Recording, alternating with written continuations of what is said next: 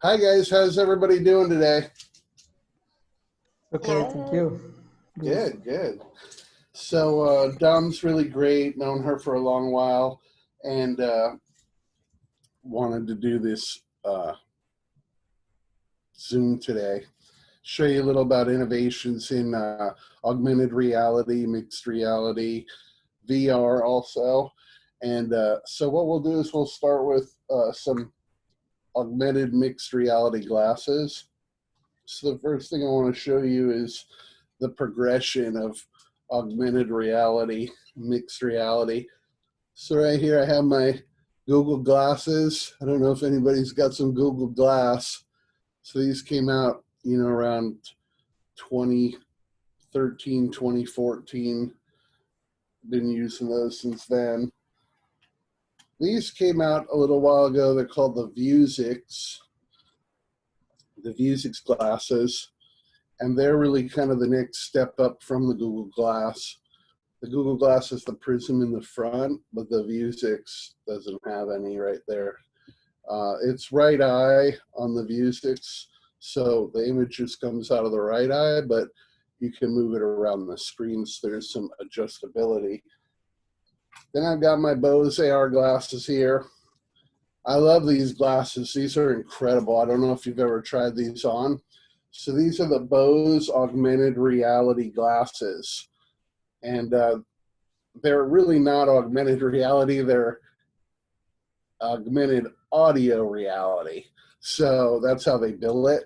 So basically, these are incredible because they're so lightweight, featherweight. They have speakers inside the frames here. So, and a button here on the bottom. So you push the button that turns the power on, and then it connects to the phone. And then you can use Alexa, Google Assistant. I have Android, I use Google Assistant on this. But it has the speakers right in the frames here. So you can play music or you can bring audio in, and almost no one in your vicinity can actually hear what you're hearing because it's right in the frames, right by the ears. But what's also cool is it's more spatial audio. So the audio comes out and around. So it's more of a richer audio experience. The only thing about these is that there's not much bass sounding on it. It's more treble and mid-range. But I wear these every day here at the beach in LA because they're just absolutely incredible glasses. Always listening to music. I don't really prefer those in-ear buds. And then I have these, which are a little big. I have some wireless Sonys, but these are just perfect. So I just put these on, wear these around all day long, and those are incredible. Now we come up to the higher end of the mixed reality and the augmented reality. So I have a couple pairs of Magic Leap here. I got my background here with the TV Academy. So I'm in the interactive media peer group of the Television Academy. So I have that background. So I have two Magic Leaps here. Magic Leap mixed reality. They have augmented reality, but they also call it mixed reality because augmented reality is if you have a fixed image in front of you. A mixed reality is where you can interact with the images or 3D models all around you in the space. So Magic Leap's been around. I got the first pair back in August 8/8/18, and been developing with them for a long time. And I have two pairs, and the CEO, Roni, gave me a pair. And I show them all around and let people experience these all over Los Angeles for the last couple of years. The thing is that they've just changed their whole focus. So it was consumer oriented, but now they've moved into just enterprise. So from now on, they're more going to be developing and selling these for enterprise over the next year. And then they do have the ML2, the Magic Leap 2 glasses, which are supposed to be a lot smaller, that should be coming out, they say, in 2022. I just got a pair of Oculus here, Oculus Quest. So this is the 128 gigabyte. I think it's very important to get into VR. I haven't been in VR really all this time until recently, because I'm just not happy with, one, the resolution of the screen, and two, have the experience of the closed full immersion. So that's why I prefer the augmented mixed reality. However, that now we've gone into this new normal, and many people are at home. People have been in California at home for just almost 2 entire months now. And so people are going to be tired of looking at, their walls of their houses. Yeah, There's only a right. limited amount of space.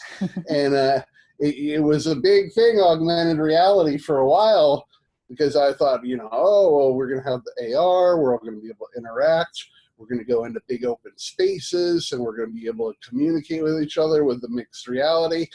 However, since everything's changed in the last few months, many people are at home. There's going to be a lot of social distancing. So I think that this sparks an incredible transformation, a boom for virtual reality. So I see these trends from months ago. So back in October, there were fires in Los Angeles. So I got some N95 respirator masks. Yeah, I saw you wear that. Yeah. And then there was a fire before Magic Leap, so we were all wearing one at a hackathon in San Francisco. But those masks were $2 a mask for the real 3M N95.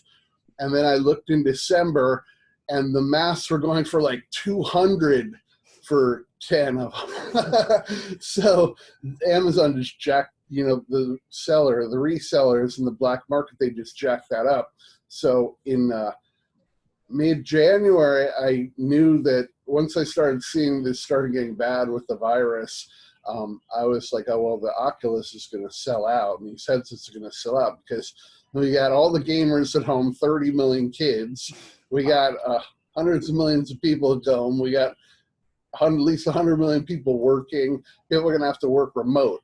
So with this, we've got gaming, entertainment, remote working. And then as far as remote working, this year it's been really a disaster, because I would have been going to events constantly. I go to events all the time in Los Angeles and around the world, really. But they're just incredible events. So, I do all the hackathons. YouTube has events of YouTube Space and Playa Vista. And the biggest one of all is the FYC. So if you're not familiar with the FYC, because a lot of people don't know about it, is the 4-year consideration. So what it is from March to June for the last 30, 40 years, or at least the last 10, 20 years, the networks, Netflix, Amazon, Hulu, Disney, Sony, all the television, NBC, they all throw these events from March to June. So last year, I was going from here to Hollywood almost 3-4 nights a week, going to events and parties, basically, that all these studios and network television put on. They put on all through Hollywood. So last year, Amazon took over the athletic club, the Hollywood Athletic Club, and they took it over for months. So you would go and you would see a show, one of the Amazon shows, and they brought you in the Hollywood Athletic Club, and they had big buffet dinners everywhere. But then the whole club of 2 floors, every room was a different experience from an Amazon television show, a series that they were promoting for the nominations for the Emmys. And the funny thing is, they had Jack Ryan, they had all these Amazon series everywhere, and the one that won the Emmys was I forget the name of the show, but the one that won the Emmys, this English woman, this English show. And when you went through the whole experience, they only had her set on the walls going into Jack Ryan and Hannah, and it was pictures of hamsters all over the walls. It was really funny. These hamsters pictures all over the walls, and they didn't even have a full room dedicated, but they actually won numerous Emmys last year. So I did like 50 events last year from March to June, where I go to Hollywood 3 or 4 nights a week to Netflix and Amazon and series after series. and being able to network with television academy members and actors and all this and that. So the last one, there were only a couple this year, and the last one at the Television Academy was Westworld. So all the Westworld actors actually came. They made the changes where when they were handing out serving the food at the afterwards, you couldn't, it wasn't like a buffet, so they had to feed you basically and hand you the food. But in the event, usually at the end, you're able to interface with the actors and meet them. They come out and everything, but this was like one of the first ones where the actors couldn't come out and interface with the crowd. And what was really cool is the guy from Breaking Bad, Aaron Paul, I guess, he's now in Westworld. So he was there. So the entire cast of Westworld was there, and the directors and everybody. So it's really nice seeing about you get to learn about television, how it's made, the acting, and all the behind the scenes really of an incredible show that's on TV now, like Westworld. So I missed all this. I'm missing all this now from March to June, these 50, 60 events, and it's really upsetting, but to bring that back to this. So we have virtual conferences, virtual networking, virtual trade shows. So those are the big three, and then private meetings. So back in end of January, I was like, oh, I think it's going to start getting really bad. And so I better get an Oculus 128 gigabyte Oculus Quest. So I went and I ordered this. It came pretty quick, but then once I ordered it, it was $700, but then there was tax, so it was like almost $800. And originally it's only about $550, $600. Way back last August, it came out a year ago. But then right at that time, it sold out too. And then it took all the way till October, November. And then I think it was around at Christmas. But this is really a pretty incredible unit because it's not tethered. So you can just put it on your head. There's no wire. You can spend I bought it for $200. I got this fiber optic wire that extends out to a PC. And that lets you play the Rift games. The Rift is the more expensive unit with the better screen, but this allows you to connect to a PC and play the higher resolution games. Now, the only thing about this is, so Magic Leap, when Magic Leap came out, a lot of people were kind of not happy with the optics and the look and everything, and that it wasn't very sharp. And Palmer Luckey is one of the guys that were coming out of USC that created this thing. And then he actually gave a lot of negative comments of Magic Leap because of the resolution of the device. So I got this, and I put it on. Now for me, because I've never really been interested in VR because of having a screen right at your face, and it's usually all too pixelated, it's kind of the same experience that happened. So when I put this on, I mean, you can see the big dots and the pixelation in this screen. So I really am surprised that we're already into 2020 and they don't have a very high resolution screen for the right. That's crazy. Exactly. Like it should be much higher resolution, but they just came out with word that they're coming out with a new Oculus Quest. It's going to be a little better. But I mean, this should be, like 8K in each eye by now. So I would probably get a VR headset now because I think it's very important to start getting into that whole virtual world and being able to go into rooms and being able to navigate around. And I've found some cool experiences doing that. For me, it's just all very pixelated, and you can just see the dots and everything. And then it depends on the video. It depends on the rooms you're in, the lighting, just kind of like Magic Leap.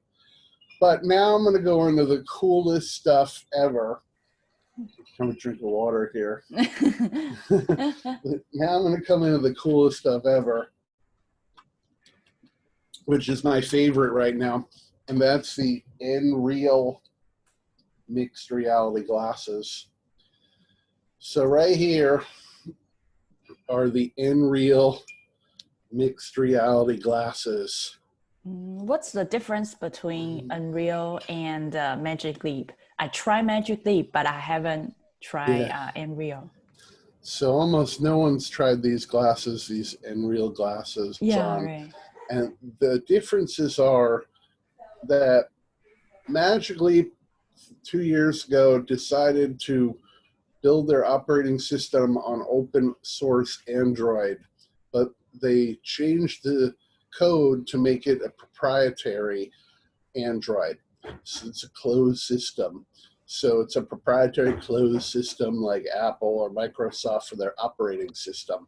So when you go into your Magic Leap, the whole interface and everything, the whole experience, it's all Magic Leap. You really can't back out. You can't go into an Android interface, even though it's all based on open source Android. It's also heavier. The optics are not as clear. And it is more of a developed ecosystem. So the good thing about Magic Leap is you can turn it on, it works. You can use a 6DOF controller, it has a navigation.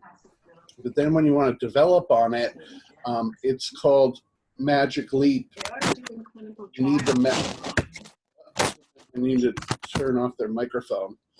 But it's Magic Leap Development Bridge, basically. So you use this, you have to use Magic Leap and connect to the, you might want to let somebody know they got to turn their mic off, because I'm hearing some background noise, Dominic.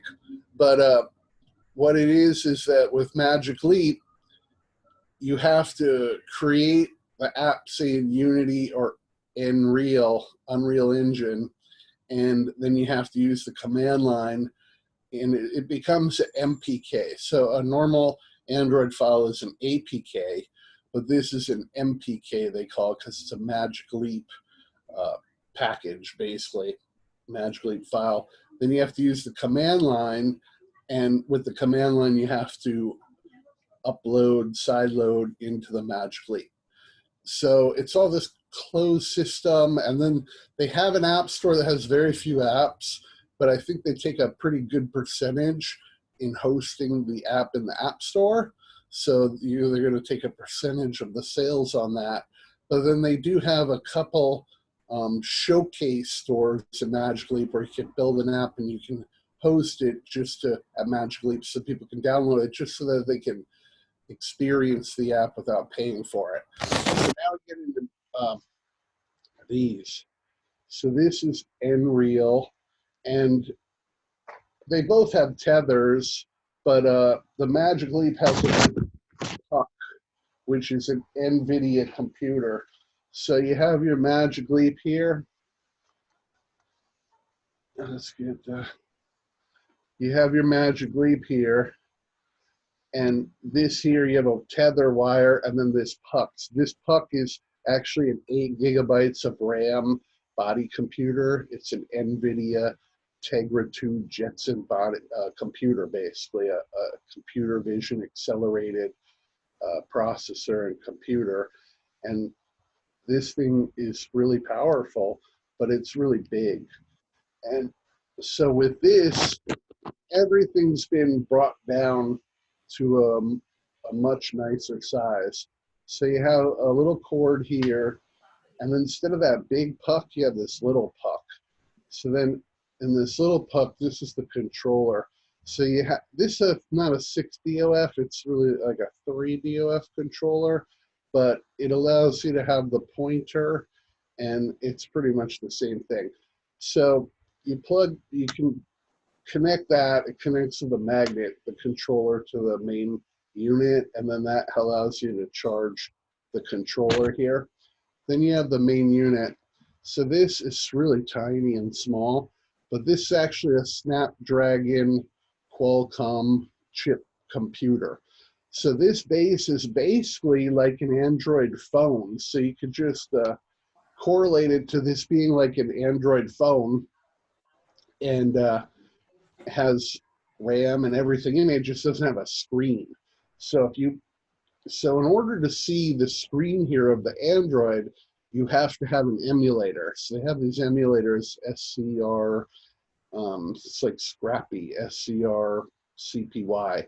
So you put Scrappy in to you put Scrappy on your desktop, you install that, and then when you plug this in, it will emulate the Android operating system that's on this Snapdragon device. And what's so cool about that is that once you open that up, you basically just have an Android screen and it's like a phone. So then we could talk about these glasses here. So these are the lightest weight glasses in mixed reality. Lighter than Bose? Bose?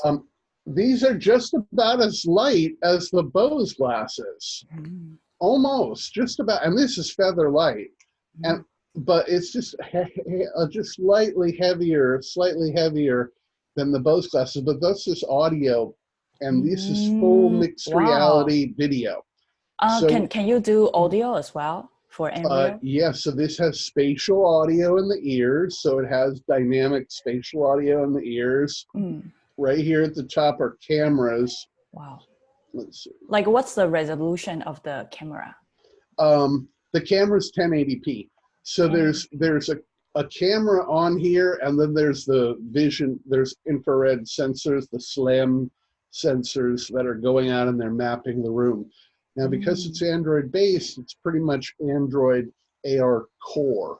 So iOS, are they going to develop iOS? Because I don't have Android. Ooh, yeah. For now, I believe it's based on more Android. But see, the thing is, it's not about that. It's about the just developing on Unity. So you would develop anything you want on Unity. They have an SDK and a plugin, Unity plugin. So you just connect the Unity plugin. Now, the coolest thing is you can get into this now. There's two ways to do it. So I've been ahead of it. I'm usually ahead of everybody by like a year or two. That's so true. That's very true. And it's great because I keep my eyes open. I'm always interested in the incredible future technology. But to talk about the glass a little more. So you have this nose piece. You add in this little nose bridge. You can fit whichever nose you want to put it, your own nose, fit it to your nose. So it comes with a few of these nose bridges to fit right. It has where you can only see about half through the glasses because on the upper top it's kind of plastic here, and it but see when you put it on you kind of don't notice that. So put these on right here. So what's the view? Because I know like a Magic Leap or Windows Mixed Reality or whatever, it's like a super small, like square. Yeah.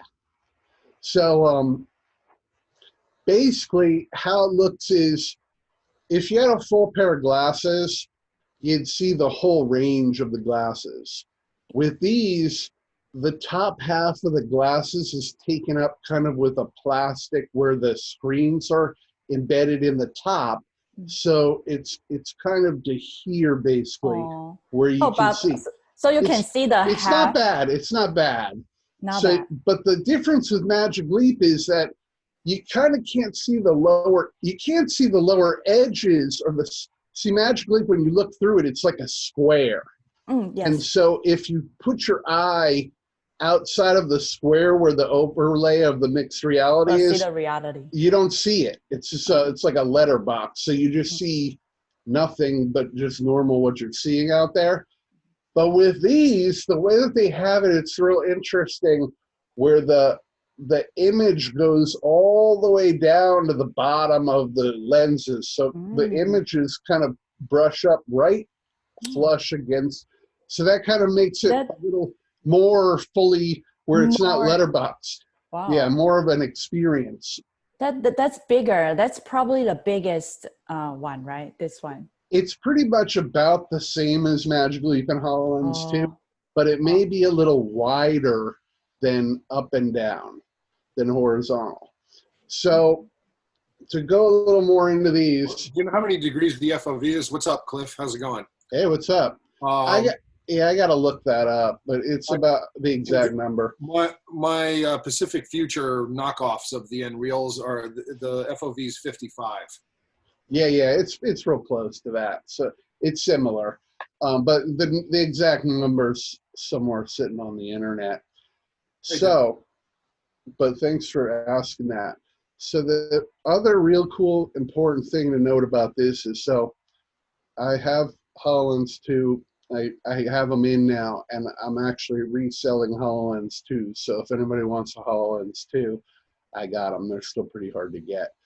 And I've sold a whole bunch of them to mixed reality and AR developers around the world. So the thing is with Magic Leap is they're kind of beaming the video through, it's kind of lasers, but it's kind of, to explain it, I don't really want to get into the whole optics and the optical engineering of it, but it's kind of beaming the light down and then it's reflecting back. Let's just say that, okay? But with these, you, instead of that way of it's beaming the light in and reflecting, which, I mean, I've had the Magic Leap for a couple of years. I really love Magic Leap. Everybody's been nice. The support's really great. So if you want to develop on Magic Leap and then you start developing in Unity or this and that, you need some help, you need some connection, you need to do anything with getting support, they have an excellent board. So with tech people. So, you know, if you can't make something work, or you can't get the output, or you can't map the controller to the game or anything, you can put it up on the board at Magic Leap, and they're very responsive and helpful. And then even if there's something in Unity where you can't make it work with Magic Leap, you can even end up sending the project to their team and they'll tweak it for you. So it's real nice that at least they've given that personalized service over the last while, where they'll really go beyond the call to help you complete your project. It is a really, it becomes a little more of a complicated process of developing for Magic Leap. So usually you do it in Unity, so you'd set up Unity, and then you would have to change a lot of settings, change a lot of player settings. One problem that a lot of people kept coming across over and over again is as they changed the operating system of Magic Leap. So they have a operating system keeps, and they come out with the new one. And it's really important now, you should check if you have a Magic Leap, because they came out, there's a critical battery problem where if you keep the Magic Leap on too long, the battery could heat up and it's not good. So they're asking everybody that if you have a Magic Leap, or you know someone that has a Magic Leap, you should definitely get the new update to patch that critical update of the heating up of the battery. And that's really, I've never had any problems with Magic Leap, and I've had them for a long time. So now to talk about these a little more. Now, I got a quick question, Cliff. Yeah, sure. Between the Nreal, the HoloLens, and the Magic Leap, have you tested out any of the collaborative AR platforms? I mean, there are a lot of collaborative platforms, and I've been working with a group of people getting a list of these together. It's xrcollaboration.com. But specifically as it relates to AR, have you tested out any of these platforms and had interactions with folks? And if so, like what has your experience been with that? Because that's really a killer app. It really is. So I have, Magic Leap does have a avatar app. So you can go in, you have an avatar, it's more cartoonish, and then you can connect with others. So I've experienced that. But like VR, and like you're saying, Ben, I saw Ben at CES in 2020, and we were all around the Unreal booth, and Ben's a really great guy. You should get to know Ben. There's a lot of insight and experience in augmented reality, mixed reality. But basically, the landscape out there, it's so kind of fragmented. And I've been, all last fall, it was like I went to SIMPTE, and there was just one or two developers at SIMPTE in LA, and I went to Mobile World, at SIGGRAPH. I went to SIGGRAPH in August, and there were only just a handful of Magic Leap, like one or two people exhibiting.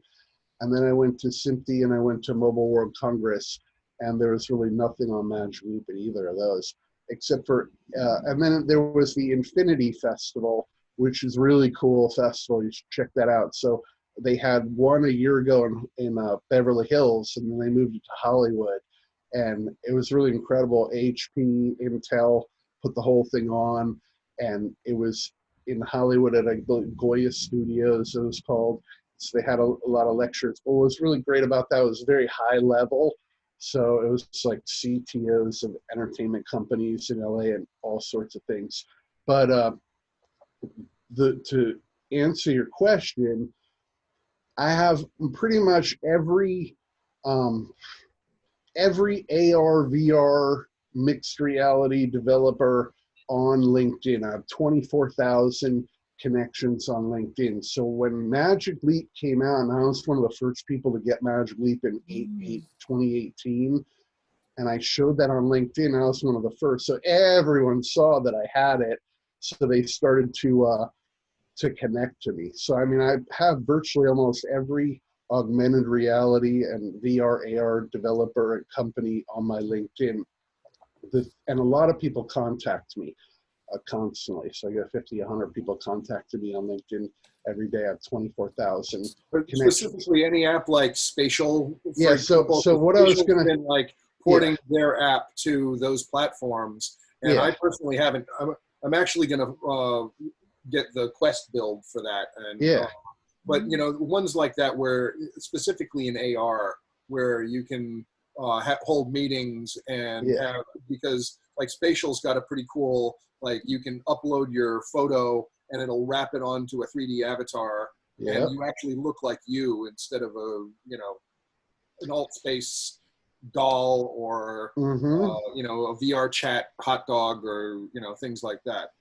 Yeah, so that was where I was going to close that right there and just say no, because it's so fragmented. I really haven't broken out into the community collaboration on that. I've seen experience some of that at a couple of the hackathons that people have made. But the big problem in that, like you said, is it's so new that it's kind of fragmented. So there's just very few companies that are offering that kind of communication experience. But I do know that Spatial is at the forefront. So I am planning on moving to that. What happened though is because the shift in VR happened so fast right now, I'm looking at what you're thinking about, but for the VR side. So for me, I don't know where to go. I don't know how to connect. What happened was there was really not much going on in the whole VR space until around November, December. Then I started seeing Vive, because I have the president of Vive and many people from Vive on my LinkedIn. They did an education conference, basically. Yeah, did you go to Educators in VR and exactly Vive conference? Yeah, I mean, exactly. Engage, amazing. Yeah. So see, so because VR is so new to me, I'm like, well, how do I connect? Do I have to have a Vive? Some things you have to have a Vive. Maybe you can't have an Oculus, so you have that problem. And then it's just, where are you going to meet and how are you going to connect? And now these conferences and these networking events just in VR are coming up on LinkedIn. But how do you connect with the VR? And will the Oculus work? Will the cross platforms work? So what I'd like to see is both in AR mixed reality and in VR, you guys or Dominic or someone, or even I'm going to be starting to put together a list and a calendar of these events coming up, because it's so sporadic right now. So I'd really like to see, okay, next week's going to be this VR event, and here's how you connect, here's how you tune in, here's the device you need in order to do that. Here's the app you may need in order to connect to get into the room and all that sort of stuff. So I think that's, you know, I think that I have not really done too much of this, but this is where I really want to go, is into the... Well, let's talk outside this call about But, you know, just to let you know, by the end of the month, like before AWE, we plan, I'm working with a bunch of interesting folks on XR collaboration. And you know, we're looking to expand the list of these different platforms to do it, and to get as granular as, you know, which platforms are supported by which devices. Yeah, I think that's a big hindrance right now. Is I bought the Vive because, you know, well, it's Facebook. Facebook's going to have their big event coming up really soon. it's the newer system. However, I do virtual production with Unreal Engine, and I guess you can use different headsets. You can use the Quest. I can develop on that and preview and stuff. But I think the problem is with that is that Vive. So when you go to hook up a system of the virtual production, usually what people do is they have a camera, like a real video camera, then they take that into an I/O, an input-output card on like a desktop. So they'll bring in a live video stream, it's an input-output, and then the thing is you have to usually put like a Vive controller on top of the camera, because that does the match moving and the motion, so that the background will move with the camera, say on the green screen. And this is just so new, this whole virtual production, setting up this kind of a virtual production. Very few people have done that. And there's a guy, Matt Workman, on LinkedIn who does a lot of this stuff. And he's just developing it so that consumers and smaller producers can do virtual productions right in their own small spaces with the green screen and that kind of camera. But then it goes to, you have to maybe have an older Vive controller or just the Vive controller to stick on top of the camera. And I have the Oculus and I have the Oculus controllers. And I want to be able to, because I have the Quest, I want to be able to put the Quest controller on and do the motion. Now I do have an iPad 12.9 where I can do virtual production, use the iPad as a VCam, a virtual camera, which I like a lot. But the pros want to have it a better system with the real controller on top of a real camera. So now, just so to finish that story, I think there's a lot of room for growth and a lot of room for leadership, like you guys can do, to bring together more cross-platform with the VR. You know, they have I forget what it's the whole XR development they have, where you can do all cross-platforms. There's a few different operating systems or code. There's a few different codes that can actually combine the different devices together. So that's where I would really be pushing, is cross-platform. So when you're doing mixed reality, like with Magic Leap, you want people to be able to see it in any type of glasses, not just the Magic Leap glasses. Same with VR. I would personally not want people to have to be on one system, but to be able to all be on different systems, to be cross-platform. So I think there's a big and the need. key is to be able to get people that can get on, on 2D devices. And I understand that Mac unplugged Steam this week, which is terrible for Steam users. But yeah, I heard that. But that's also like people are using hubs and WebXR based collaborative and social things. Everybody can get on those, and that's like the wider the support, the larger the market. Exactly. Yeah, that's what I was going to mention. That's what I was talking about, was the WebXR seems to be where everyone's going in the development for the cross-platform. There's very few organizations that are trying to put the cross-platform together, but WebXR seems to be the coming standard, hopefully, or possibly. So yeah, that's what I see. Is I think that everything should move more cross-platform, because I'm interested in all sorts of people to be able to connect together.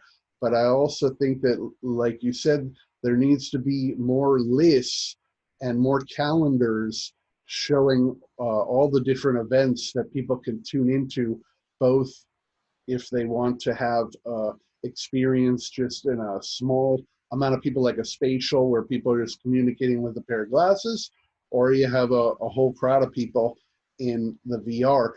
I'm only seeing very sporadically, here's an event here in a week or two, here's an event here in 2 weeks or two, not much details on that. So I'm going to probably put together. Either that or they just pop up on a moment's notice and you're like, oh, I missed that. Yeah, exactly. So I think there's definitely a way to communicate, how to connect, what device you need and all that. I think there'd be a great opportunity for someone to build a website on that. So now to finish up on the another thing to talk about when we're off this, but go ahead. Yeah. Oh yeah, that's going to be a big one because I'm seeing these come up over and over again right now, very sporadically, and I want to connect and attend, but do I have the right device and how am I going to connect? So I just want to make an easier ramp up into all that. So right here, just to get back to these Nreal glasses and why I like them so much. So what Nreal's done is they have basically two Sony OLED screens, and the screens sit on top inside the glasses.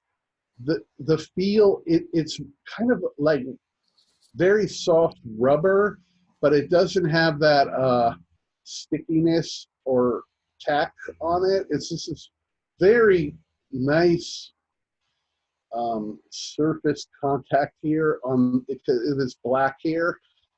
It's very smooth type of a plastic polymer, but they basically put these two OLED screens up here on the top. I think they sit like that, and then all they do is reflect down, and then they bounce into your eyes, and it's very, very thin here. It's the same technology as Magic Leap using like a mirror or something. No, it's really a lot of vents on top, because that like the air vents on top are key. Like how thick are they? I can't really see. It's really, really, see there really are no air vents on top. It's just plastic. And it's just super thin. I mean, it's I want to detach that. Yeah. I just want to see what's going on there. I mean, these are crazy. I just love these things. How much are they? They are really cheap, right? Do you use your phone or do you use the puck? For now, I use the puck. So how it works is you turn the puck on, and then you you plug the glass in. Then what happens is the Nreal interface comes up. Now that interface is just like an app that is on the Android phone that's on that Android operating system. I call it a phone, but it's kind of like a tablet or a phone without a screen. The compute unit basically here. And you plug this in, and then you get the puck.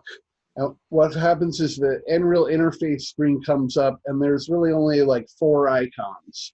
And then you use the controller, and it has the pointer, and then you go to whichever icon you want. You click the pointer there, and then it brings you the experience. Now they only have like 4 different rooms you can basically go into. So you can go into one. There's this head, and it shows you then the anatomy and the skull, but it's extremely vivid and lifelike. There's another one where there's a cat, and then the cat appears, and then the cat moves around, and the cat jumps on you. And it's not really artificial intelligence, but there's some sort of mixed reality in there, because if you move your hands around or do certain things, the cat will respond. And the cat is really We need more of the cat. The cat was the selling point for me, because the cat's in 3D. Most of the stuff that they were demoing was 2D, and it's like, I'm not going to wear AR glasses to experience 2D. I can do that with a nice clean monitor, but the cat, I was like, show me more of the cat, and they were like, nah, that's just all we got. Yeah. So I went in January 2020 to CES.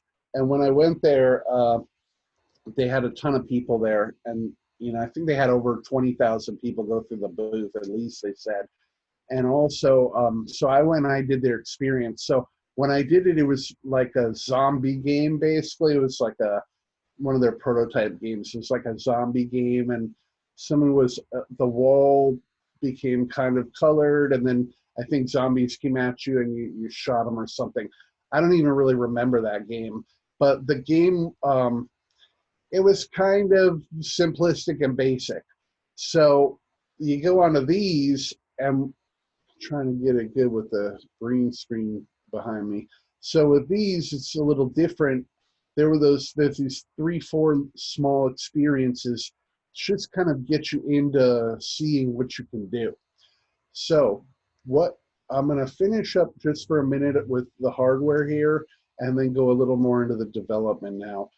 So basically what they're doing is, it looks like they've got these 2 Sony OLED screens on the top. And Sony makes incredible products, and the organic LEDs, little OLEDs, are extremely small. I have a few of those that I'm working with the Raspberry Pi, just with little small interfaces for different HUDs and augmented reality interfaces that I'm just building on the side. But the reason why it's so clear is because of that Sony OLED and then bouncing and then into your eyes. It's just so vivid and real. The HoloLens and the Magic Leap has this experience where it's very usually transparent and ghost-like, and like a Princess Leia and R2-D2. Now, I mean, that's great, but it just has that, it's just too holographic, and you can kind of see the dots on the, it's not dots, but it's kind of, it's more transparent and see-through and strangely pixelated when you look at it. And with this, you're seeing the colors much clearer, brighter, more vivid, non-holographic. So that's why I kind of prefer these more, is because the screen resolution and the quality and the color quality is just, it's light years better, because it's a whole different system and look that's coming in your eyes. So that's why, one reason why it's very different. So you have the screen basically on top that are coming in. You have a camera.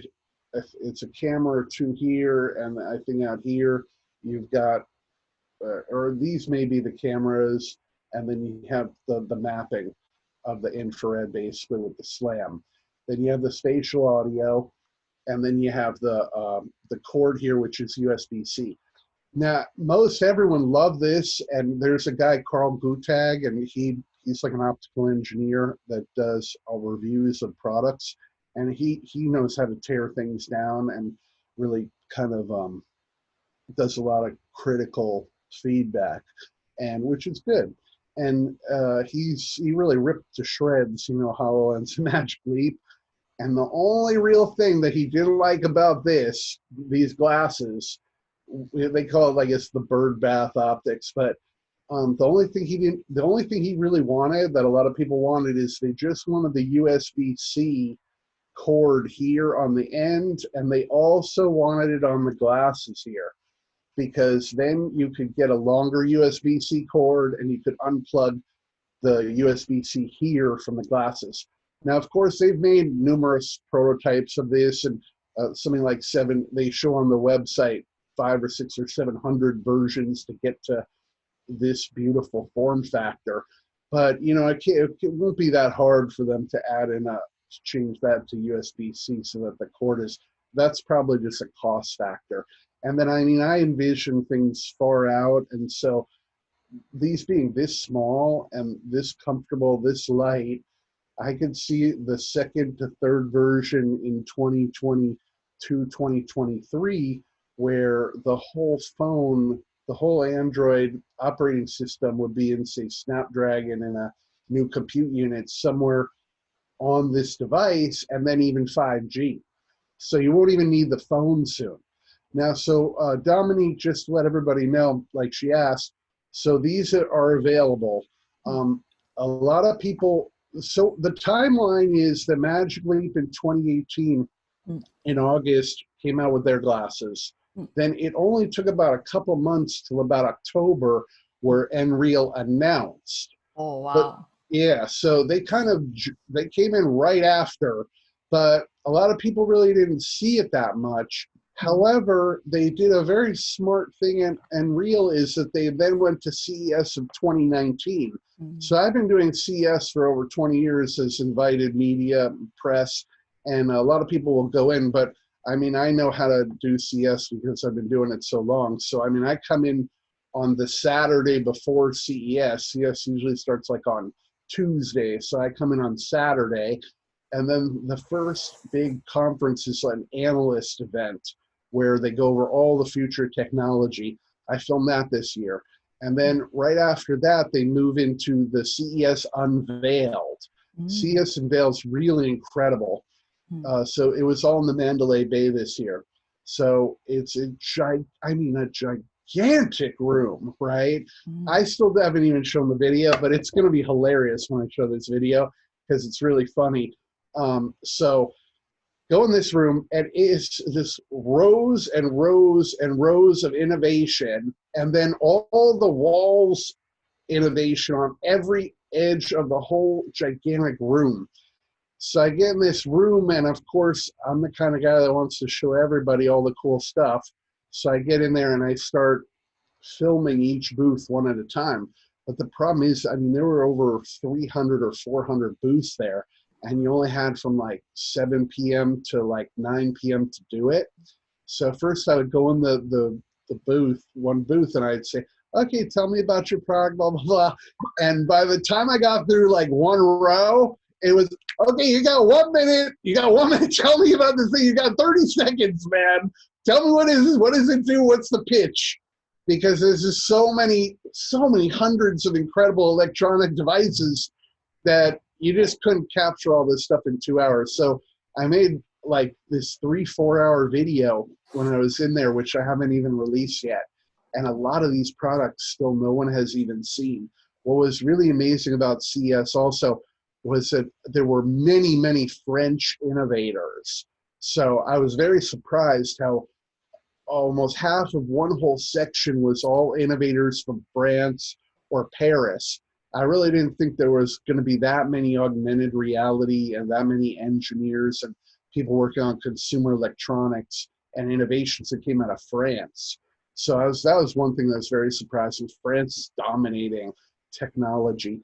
And then, of course, Germany and Tokyo, Japan, Korea. Korea is really doing the most innovation out there, and especially in the robotics. They were dominating the whole floor and the convention on the robotics side with many robotic arms, robotic coffee makers, all sorts of industrial robots.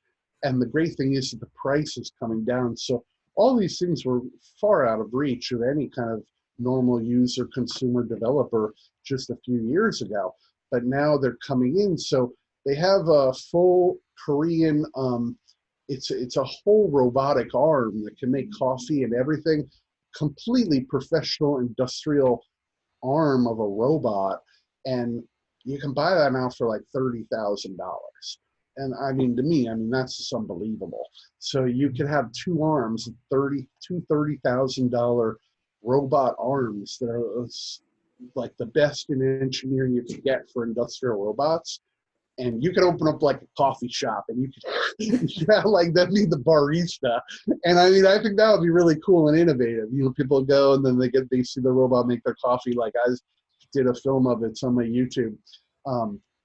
But I mean, these kind of robots, these service robots are going to really start growing soon. And then interacting with robots at retail, that's all going to be really accelerating fast. But then I saw that there were a few in some small aisles. There's a guy that was making almost very good quality industrial robot arms down that can bring it down to the $10,000 range. So my next big thing I really want to get is I want to get at least one good robot arm or at least one good robotic arm, because you know then you have so much you can do with that. So these the exoskeleton demos that they had. Say again. Did you try any of the exoskeleton demos that they had? Because there were a lot of exoskeleton, like full, not just robotic arms, like entire robotic bodies that you could wear and lift things. Yeah, there was so much. I really just did a big run of the floor at the convention center. So I saw a few cool things, but I actually didn't really even see the suits there. I did see the drones where they have the drone swarm for doing like fireworks and LED light shows and stuff. There's a lot of really crazy, unique stuff there. In the innovation, like Sigourney Weaver and aliens lifting like, you know, human forklifts. It was pretty crazy. Yeah. I mean, there was just so much there. That I kind of missed. But I was in the whole robotics section. I mean, I like the stuff like the robots playing the ping pong and all that. But just to finish up on that line, there really was none of that in the innovations. It's mostly just smaller stuff in the innovations, but there were just hundreds and hundreds and hundreds of innovators. France had a huge domination in there. Of course, Germany's huge domination in a lot of those innovative products. When I went, the first actual thing before everything, I think, was the first. Actually, I missed saying that. There was the first one, which was the total first welcome preview. That's really the analyst. Then they had a second one, which they kind of didn't have a long time ago, which was kind of a state of the future and going into the future, different industries. And then they brought you into the unveiled, which was the 400 vendors showing off all the innovation and the innovation awards. But stepping back, because I didn't mention that, when you went into that first conference at CES, it was funny that the themes, the main theme of the future of CES that they were really pushing this year was baby and sleep technology. And then fitness was a big thing too. But they were really talking, the whole first part of it was all about new babies and parents and their babies and sensors and devices to help the babies sleep and all sorts of things that have to do with consumer electronics and babies. They were talking about that like crazy. That was the whole first part of it. And then the whole main half, second half was all about sleep apps, ways to help you sleep better. And that was interesting because then when I went into the innovation, there were a lot of Chinese companies that had sort of EEG headset devices, which I'm very interested in also, because the next step is going to be mind control, even though that's the next big step for mankind, is going to be the mind control. Like in the 60s or the late 60s or the early 70s, they had the first Star Trek movie, the Star Trek TV show. Then Star Trek TV show, and the brain people communicate from mind to mind. And of course, Elon Musk is doing the Neuralase. He's saying it's within 1 year. They're going to be connecting the pipeline from the internet into your brain through the small surgery where they tap into the skull and they put the wires in. But I mean, what I saw, so to talk a little more about that, what I saw at the innovation, where there were a good few companies that actually had a band that put over your head, like a little headband, but like kind of a metal headband, and it was to capture the EEG brainwaves for mood, to help you with your mood, to help you with concentration. And these apps have been out for a little while. However, I've been watching a little news coming out of China, and I'm just on a side. So right now I'm in the Intel AI Machine Learning Edge Nano degree. I got a scholarship. So I'm doing a lot with machine learning. I've been doing a lot with machine learning for a while now. But back in December, Intel opened up a course, basically a scholarship, they called it, to Udacity. And all that was really an 11-hour course. I finished the coursing before they officially started the whole program, but then they wanted everyone to help out in the Slack chat rooms. They had like 3,000 people in this private Slack chat, and then all the people were completing this 11-hour course in Intel AI on the edge. And what that really involves is Intel OpenVINO. So Intel OpenVINO is a toolkit for doing machine learning production inference on the edge. And so Hey, Cliff, yeah. I gotta go. I just wanted to say thanks and bye, yeah. And I'd love to chat some more. Great session. Oh yeah. Ben's a great guy. Everybody should connect with Ben. He's got a lot of intelligence and a lot of insight. It's a great guy. Yeah, thanks for watching, and we'll talk soon, Ben. Thanks. All right, take it easy, everybody. Bye-bye. Yeah, so it's amazing. A lot of great people. Ben has a lot of insight. We met at CES this year, and he got there. See, what happened was Unreal came out with their glasses, and they showed at CES 2019, and then they showed again at CES 2020. And what was cool was that these other two companies from China, at least two of them, in 2020, a year after they first showed these, so just a few months back, two other entire companies from China were making glasses that were pretty much based on this technology. And they were also in booths that were right next to Unreal. What's the name of those companies? I think he said Pacific Future was one of them. You'll have to check. I can show you that later if any of you guys want to check that out. There were basically two companies that were coming out with glasses that were almost identical to the Unreal. Now the problem is that I heard just through the grapevine, not sure if it's true or not, is that the glasses may have less expensive parts than the Unreal. And then also I kind of go with the company where I research them, I see, I hear the feedback, and then I go with what seems to be the best solution. And so Unreal has been developing this for a long time, and they were the first out of the gate right after Magic Leap. And then they held that with the glasses, and they went into CES 2019, so that's 2 years ago. So the key was getting into CES. What's the pros and cons, like a Magic Leap and compared to Unreal? What's good? Like which one is good at which? So what it is that if you want to have an ecosystem, if you want to have apps that are already there and develop like 20 or 30 apps and some different cool spatial computing apps that are pretty much all free, and you want to have really rich spatial audio because it's stronger, and you want to have, say, a closed ecosystem, you want to sell an app, particularly just in their app store with just their glasses, then that's kind of why you may want to go with Magic Leap. Why I prefer the Unreal is that I'm a guy that's for the people. I like to help the people. I want to get the new technology into the hands of the people and the normal consumers, the normal people, not just the developers, or have this be like a futuristic tool.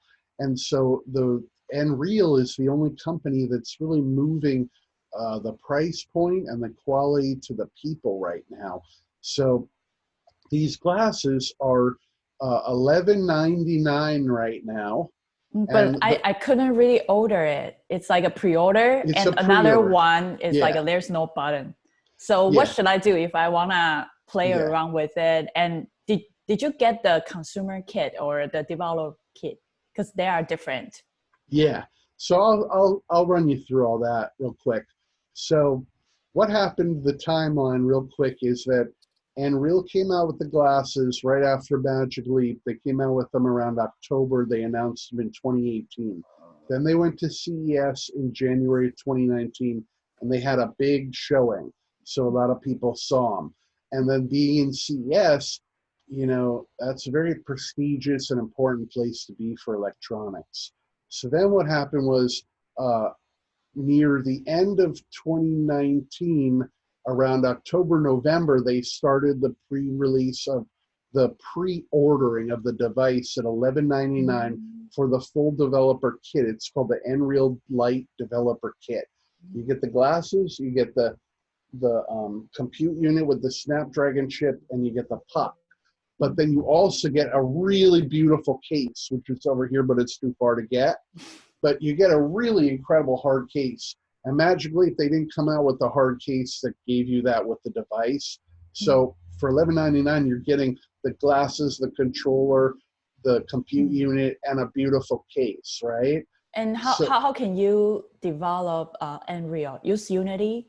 Yep. So what you do is, I'm telling everybody, this is very important because by the end of the year, I'm sure the talk is, so I go to a lot of events and I talk to a lot of people, and I know a lot of people. So I talk to a lot of Qualcomm people, and I'm talking to the Unreal people, and I'm hearing about what could happen. And Deutsche Telekom is, they have a big investment in T-Mobile. They're kind of the German European arm of T-Mobile, and they did a hackathon, one of the first hackathons with Unreal. And so that was over a year ago. And then they've also developed some sort of, there are these companies that have a headset. They have like a hard hat for construction people or people that do telecommunications in the field. They have like a hard hat, and then they have the glasses attached to the hard hat. Company did that with HoloLens, company did that with Magic Leap, and they're actually doing that with Unreal now. So right now, you can actually develop with the Unreal glasses, and you don't even need to have them. So what you do is you go to Unreal AI, Unreal.ai, and you go to the developer section, and then you can download their Unity plugin, the SDK, which is basically, it's just a simple Unity plugin. And then what you do is you open up Unity, and then you add in the plugin. Now I'm telling you, Magic Leap, it's a whole different story, man. With Magic Leap, you have to change a ton of settings on the side and switch it to the Magic Leap platform. But then the big problem is, see, so every time, I was talking about this before, but then I didn't finish it. Every time you go into Magic Leap and you start developing, what happens is they change the operating system. And so that changes the Android manifest a lot of times. So people will go, oh, I was just developing, or now it doesn't work, or I'm trying to develop and now it doesn't work. What do I have to do? And the problem is they have to go into the settings in Unity, and they have to change it to the newer Android manifest, because the Android I just went to Unreal, like a developer, and it says like, oh, to find out more, please follow Unreal on Twitter. And they didn't have like the introduction for how to develop it. Let's see. You go to developer, and then you go to developers. So what they've done is it just says May 18th. So what they're doing is I guess I haven't seen this because I haven't been here in a couple of weeks, but I was just here a couple of weeks ago. So what they're doing is they're just they're redoing their whole developer website. Basically, they have that's a whole developer section. So now, basically, I can go to Unity and I think asset store or like a manager, like package manager, and find out Unreal or. I'll tell you what you need to do. All you need to do is you open up Unity, and then I can send it to you. There's just one Unity package, the SDK, and all you do is just drop the Unity into the assets folder, and then there's going to be a few examples. Oh, can you do a little demo for everyone? I can't do it now because I just don't have all that set up, and I have to get the screen going in Unity and everything. But I'm telling you, it's like so simple. Basically, you got a Unity SDK package, like everybody's got a Unity SDK. This is one file, and then all you do is go and you drop that in the assets folder, and then it imports everything in, and then you have your scenes, and so it's going to have like 3 or 4 basic scenes. Now, what's really cool is that it has an emulator for the controller. So when you open up the screen, so there's one screen that's a video capture screen. So when I have this app going in the glasses, there's like an icon over on the left with an image of what you're seeing, and then you press it or you click it, and then what happens is it starts recording and doing the screen capture and records the screen, and then it just saves that screen capture in 1080p on the device, basically. But it's really, really simple because all it is just developing in Unity for Android. That's the cool thing. So right now I use the AR Foundation in Unity, and I think it's really convenient. You just use AR Foundation and you can export to nearly everything. Exactly. Yeah, Unity's really changed a lot with the AR Foundation, and that's all integrated into this basically. So what I did was I opened up Unity and I brought in that SDK, the package, and it has 3 or 4 samples. The first sample is just very simple. It has the logo in 3D. And then there's another one where it shows you when you press the controllers, it shows you how it's being mapped. And then there's another one that allows you to move an object or swivel an object around, all sorts of things. So the easiest way to get in is to be developing ahead of time is just to get the SDK, which is just a Unity package. Oh, do you have URL? It's in the XReality developers. But right now, but they don't have it. So I have it, and I can just send it to you privately, just if you want to check it out. But like anything, people go through major updates. So like right now, this has only been down for like a couple days. So doing a huge major update, probably re-updating everything. It's pretty much, you probably haven't been in the Magic Leap Education Center, but it's almost identical to that. So they go over the device, they go over all the features of the device, they go over all what the device can do, and then they go through the samples, they go through how you develop with Unity, how you set up the project and everything. However, there are like two guys in China who are American, or they're English or something. They're not Chinese, but they're over in China. They speak fluent English and everything. They're like Americans or English, or from Europe. And there are these two guys that I know that are in China, and all they are doing is XReality development. And so there are 2 or 3 incredible videos on YouTube. They'll show you the whole process of getting ramped up on Unity to be developing. So I would suggest everybody goes and they go right to YouTube and start looking through the video on how you develop that. So they have videos. 2 or 3 guys have done their own personal tutorials on how to. So just type in XReality on YouTube, and there are 2 or 3 very, very detailed on how to start, to finish, how to load the app, and everything. So I just didn't see the XReality developer sections down on their main site. Now, just to run back on the high level. So what happened is around October, November, XReality started doing the pre-orders. That was October, November of 2019. Then what happened is a lot of people pre-ordered. Of course, it's coming from China, and it's completely brand new, so it takes a little time to get that all ramped up and to send it out to people. And they had waves of people that came in to buy. So the first wave was around October, November. What happened was that they were able to start sending out the units around January, around December, January. But then what happened was, with China and the whole virus and everything, that all the factories got shut down, right after the Chinese New Year and all that. And so you can't really blame XReality for not being able to ship out the devices, because it's a global pandemic. So, I don't hold them responsible for that. So there's a little delay in getting those first units out to the developers. They got some out to the first wave of developers that bought, but then the virus hit, and so all the factories in China got shut down. So what can they do? But what they did was they're very smart, and they pivoted. And Chi Zhu, I think, is the guy who's running everything. But basically, he decided to create his own factory so that they wouldn't have any problems with the people that they were working with. So they have been able from then to now to build their own entire factory in China.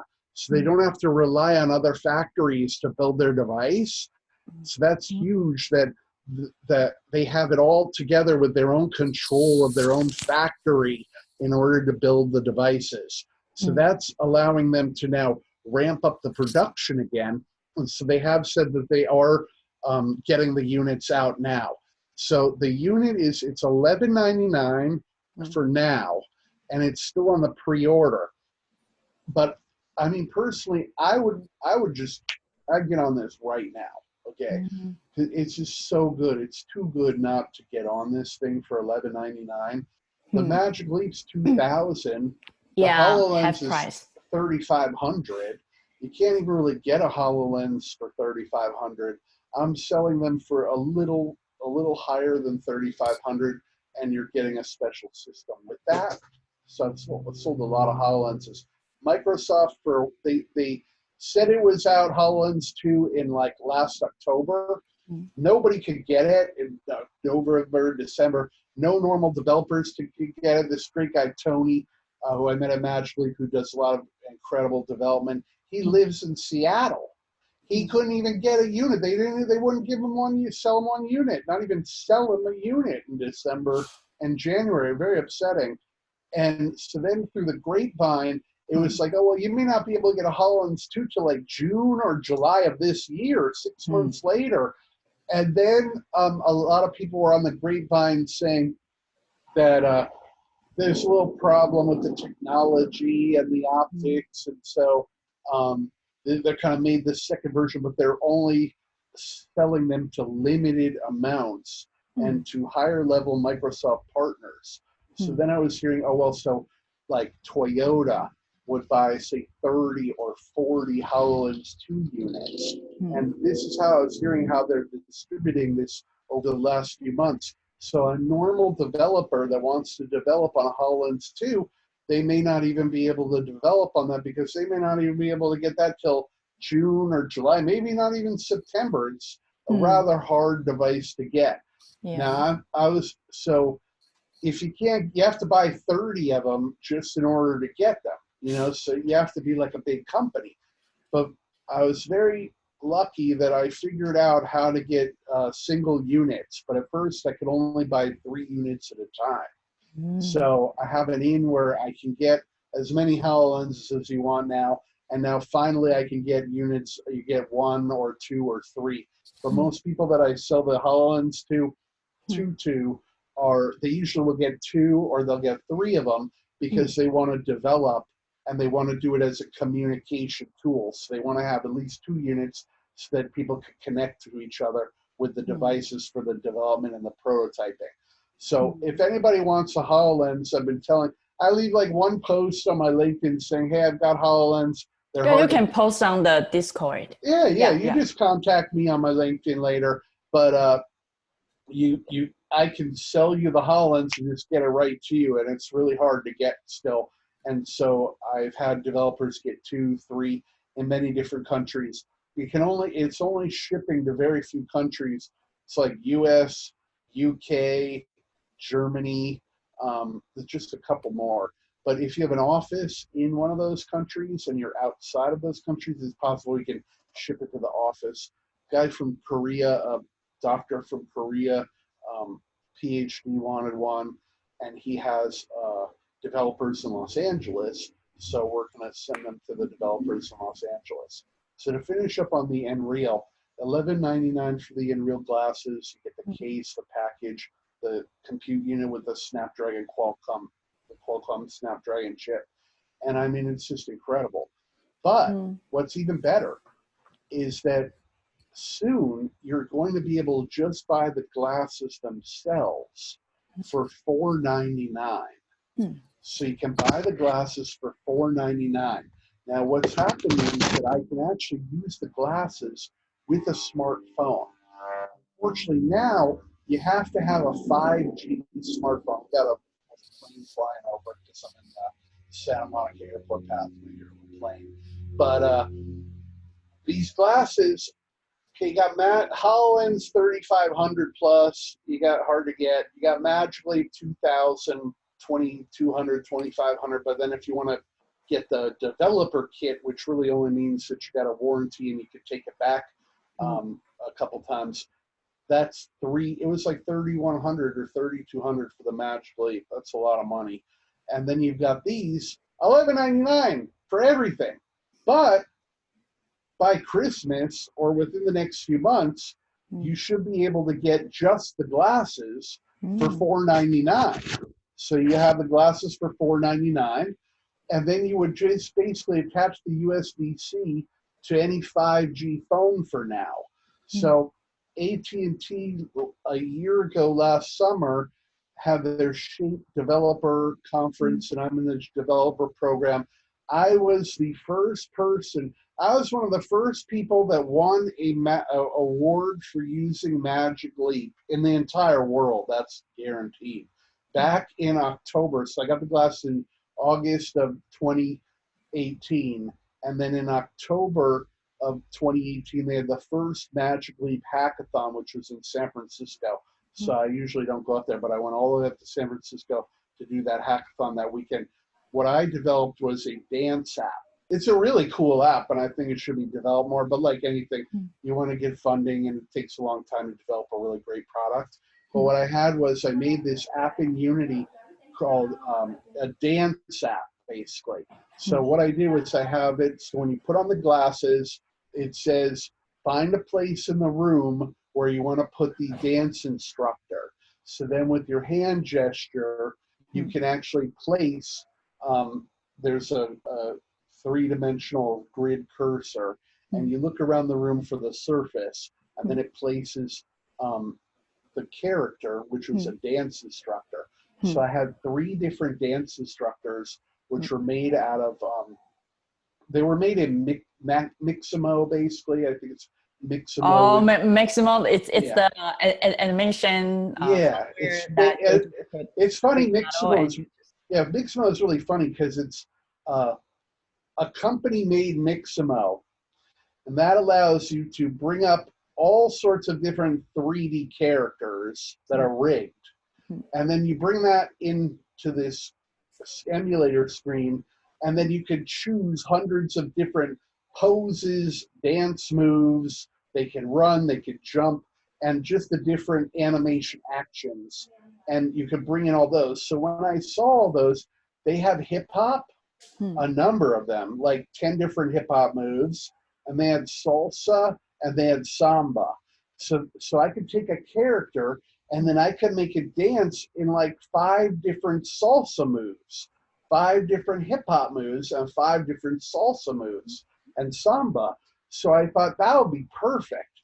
So you put the glasses on, and up comes this virtual instructor, and then you can make that instructor any size. So you could have the guy, the 3D avatar small, or you could have it big. And then what it does is, with the head pose, when you look at the instructor, then it activates and it starts doing the move of the dance move. So you can learn the dance move. But then you can place the salsa, the samba, and the hip hop in the 3 of them in the room. And then with the head pose, the way you're looking, it's activating each one of those animations. So I thought, and I still think this is a great thing for the future, is these kind of dance or instructional videos with these avatars that are teaching you things through augmented reality and mixed reality where they're right in the room. So I have that all created, the whole prototype in the shell, but I want to develop it out more with more dancers and a little better of an interface, and then you get into the App Store and all that. When I was at the Shape thing, there was a guy that had at Warner Brothers Studios, they were showing a lot of Magic Leap demos. The guy had a little boxing app, so you could box with a virtual boxer, and it was just like a sports app. And people were like, "Oh no, no one's going to want to use your dance app and wear these magically big glasses on." And this, they are going to want to use that. It's when the glasses get smaller and smaller, people are going to want to have dance instruction, fitness instruction, yoga instruction, virtual instructors, and mixed reality right in their houses and everything. So that is going to be really big in the future. So to finish up the thing on the Unreal, so we've got this unit, and it's $11.99 in the pre-order, where you get everything in an incredible case to hold it in, which they don't even give you a case with Magic Leap. You got to buy that extra. And you also have to buy a little hub with Magic Leap, which is like a dongle with a 3-way connection in order to be able to develop on a computer and keep the power going. So you have to have power going to the unit, but then you're taking the USB to develop and going into the computer to be able to develop on. But you can then go to Wi-Fi, but you still have to keep the unit plugged in, or the battery. It does have a pretty long battery life, around 2 hours. However, with the Unreal, you have, it's just amazing. I just love the Unreal for so many reasons. So the main reason is that it's going to be coming out for $499 for just the headset. That may take the summer or September or October. We're still so far away, but you can be developing on it now with Unity. Be making the apps. You've got the emulator of the controller. You can make the Unity apps. But when this comes out for $499, and the word on the street is that they're going to come out with a carrier, so that means someone like Verizon, or it could be T-Mobile, I would say, because Deutsche Telekom's doing a lot with them. Let's say T-Mobile in September or ramping up near to Christmas starts selling these for $499, and you can just plug it in to any 5G phone that they're selling. So AT&T gave me two really great things a year ago last summer. They gave me a set-top box, which was called AT&T TV.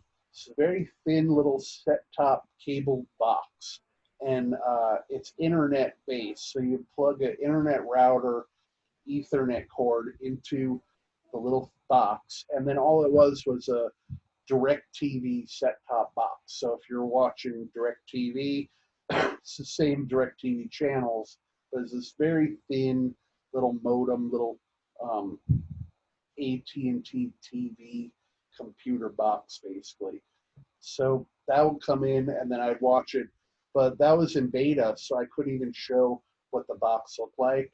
And then I think eventually they rolled that out. But the other thing I got was I got the first Samsung Galaxy S10 5G. I have the absolute first one of those. So they gave 100 developers at the Warner Brothers Shape Conference everybody got one of those. So I got one of those. It's the Samsung that has the four cameras going horizontal. Right after that, they came out with the more consumer version that they're selling, where it has the four that are vertical. And then they also have a stylus with it now. So my device doesn't have a stylus. But there are a couple versions of that. And the one that I have is I have the Samsung Galaxy S10 with the 5G, but I also have the Qualcomm Snapdragon chip, which is crucial. So I'm really happy I have that, because this device has the Qualcomm Snapdragon chip. And I love Qualcomm, and I love Intel for their innovation and their computer innovation, but Qualcomm for mobile innovation, they're just dominating all mobile. And so see, having that Qualcomm Snapdragon chip inside the Samsung 5G phone, that means that I can use the phone as the compute unit, basically. So I don't really need this anymore. I can basically just have the glasses tethered down into a phone that has a Qualcomm Snapdragon chip.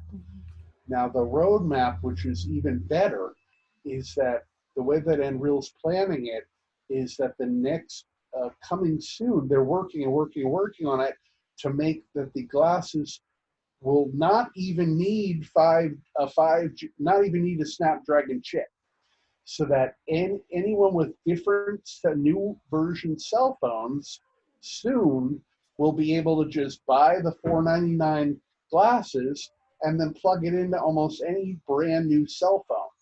That's even better, because you won't need to just have a Snapdragon chipped phone in order to plug in. Now, there was a hackathon at MIT a few months ago that Unreal was a part of, and there is in the Unity package now, they have a way to turn the app that you create into an app that's branded, so that you have the app you're looking at the phone, and it's branded where it has you can put your logo on it, so you can customize and brand the experience of the app personal to you, which is really cool, I think, because then you can make your own app. It's custom. You have your logos and stuff on the top and all your graphics, But then that app, and on that phone, that's the whole compute device. And that's how you'd run the app. And you wouldn't need it to use this compute stick, this compute unit. You just have the phone. So to bring that down to that price point of $499 or even less, because some of their competitors are now saying that they're even going to be able to do it for $399. The only thing about the two competitors that I saw at CES, they positioned themselves right next to Unreal in the booth. And they did have a couple cool things where the glasses were a little different, where they actually, the design was different, and then they were more like glasses, the look of the design, and then they had 2 or 3 different versions of glasses. It's not just the single version, but I think these come in a few different colors like blue and red and black. But what I did hear is they are, the parts and the quality of the parts may not be as good as the quality of the parts the Unreal. So, I go with the people that seem to have the best trajectory, the people that are really doing things right. The one biggest thing is that, see, augmented realities had a bad rap for many years. It all really started with Google Glass. Google Glass came out and marketed it really bad. People were calling them glass holes.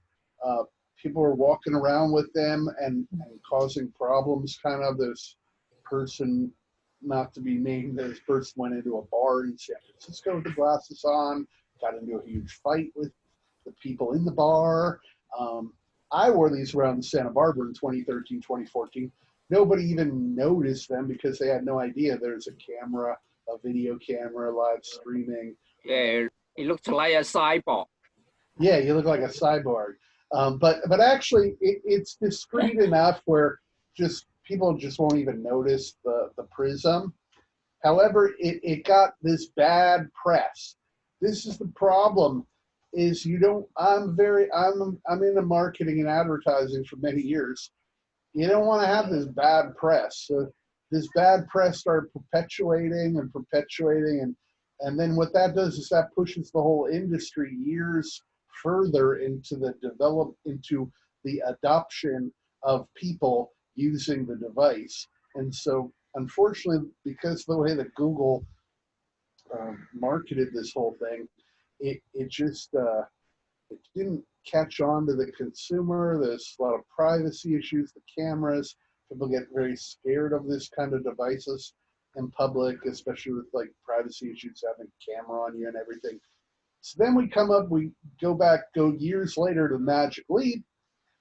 And unfortunately, Magic Leap, they say that you can't blame Roni and them because they didn't expect that the pre-visionary videos that they put out to have such an effect on the people that they wanted this perfect mixed reality, augmented reality experience, which is almost impossible to achieve. People want, teleportation, where they want crazy stuff like they want just perfect augmented reality, perfect holograms, absolute perfect, the look, everything has to be perfect, just like a sci-fi movie, and it's just not there yet. But hold on one sec, I just have to have a drink.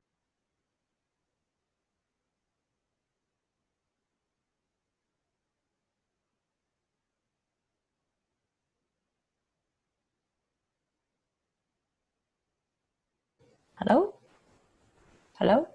Yeah, I just had to have a drink of water. Okay, I was like, for 2 hours. I've been talking for 2 hours here.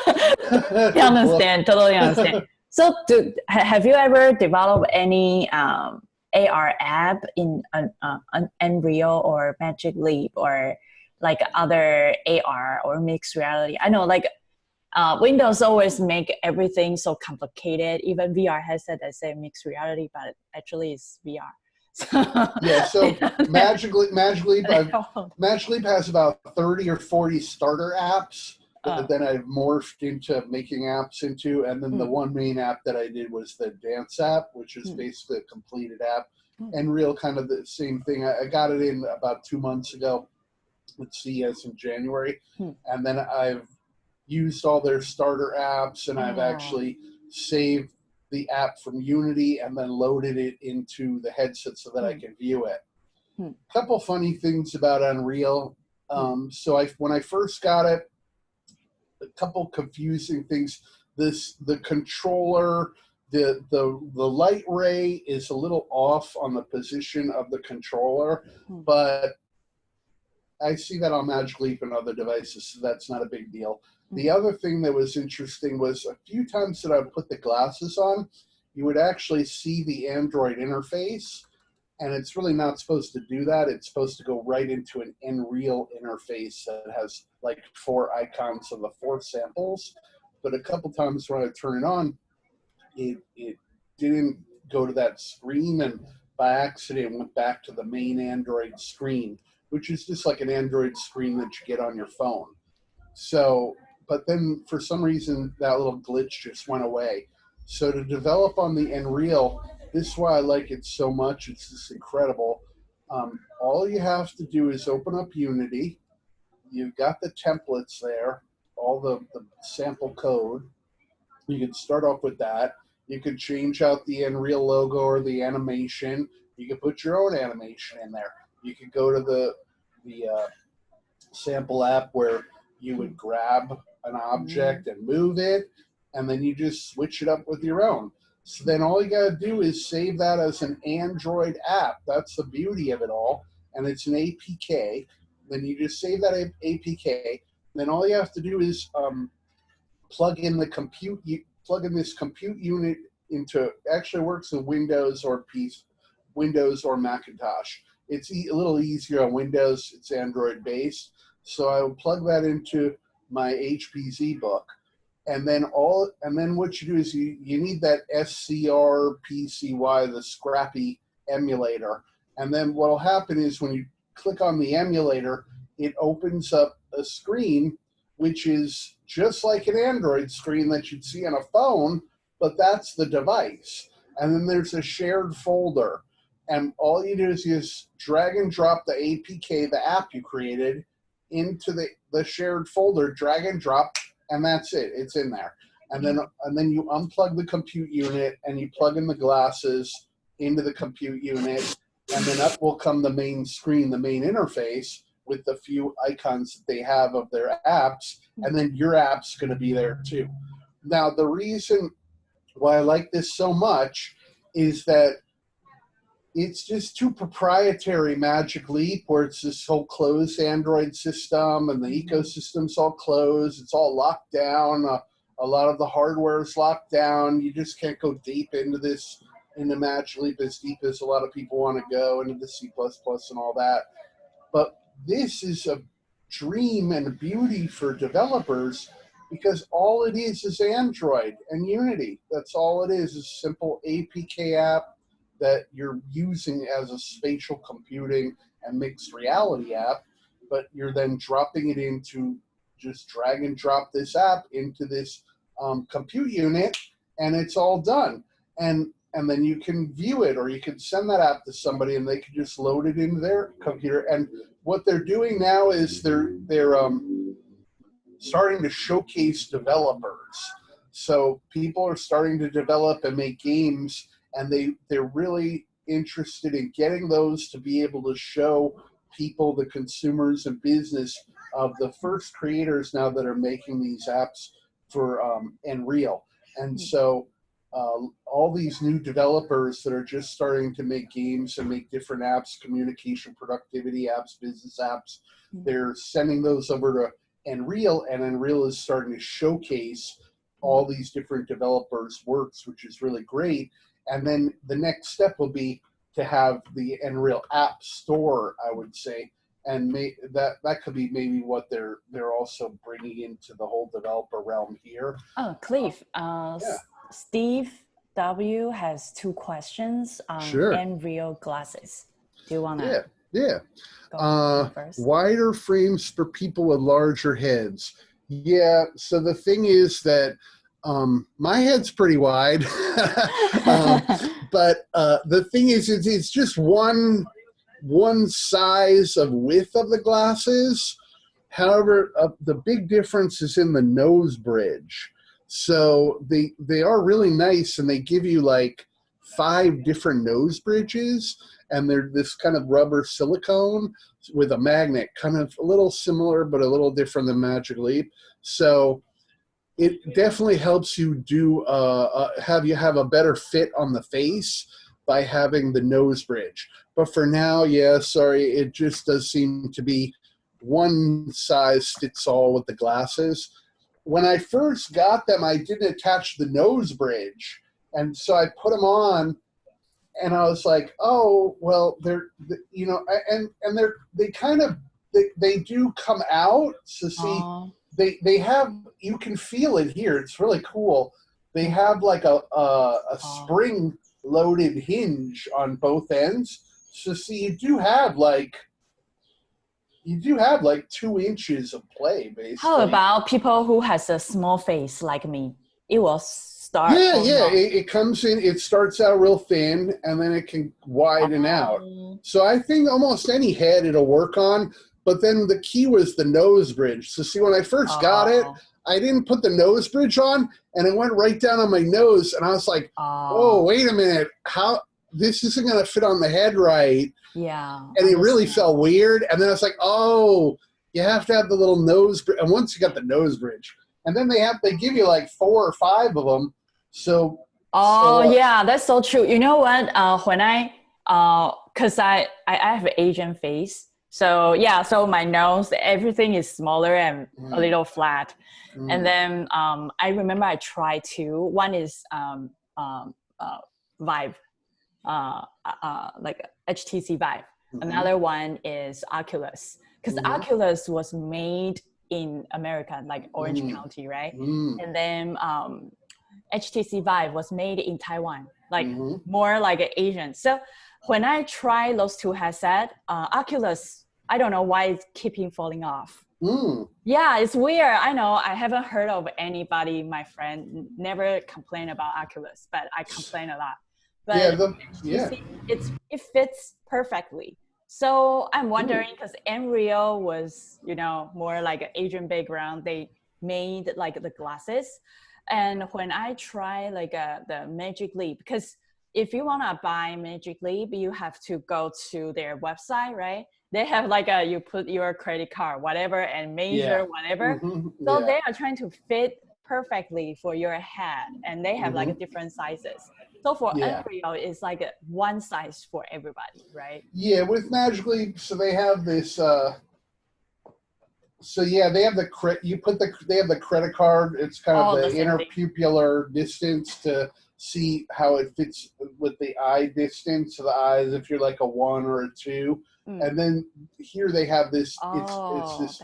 It comes out really big, right here, so that it could fit on almost anybody's head.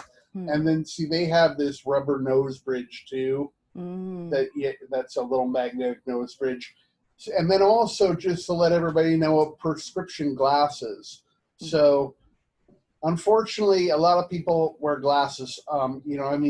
It's actually great for augmented reality and mixed reality, because basically half of America wears glasses. So you got 150 million people wearing glasses.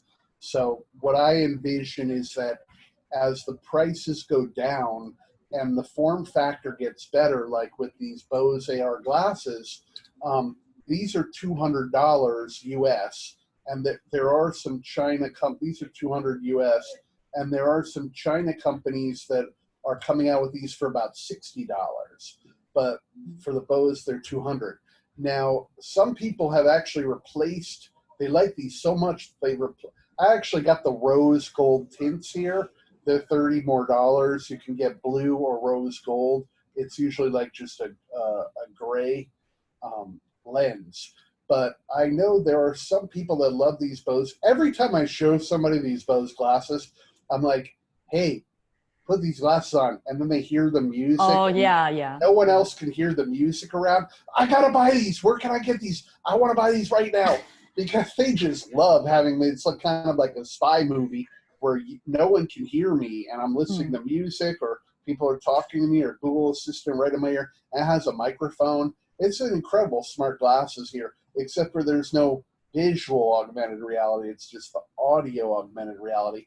But there are people that actually replace these with real prescription lenses because they love the having this the smart glasses. They're just so great that they just use them as normal glasses. So what's going to happen is when the price point and the form factor comes down, and Amazon's coming out with their glasses, and there's another company that was showing that has, they look just like normal glasses, but they have that light little smart glass display, which isn't really that great. It's just the bare bones.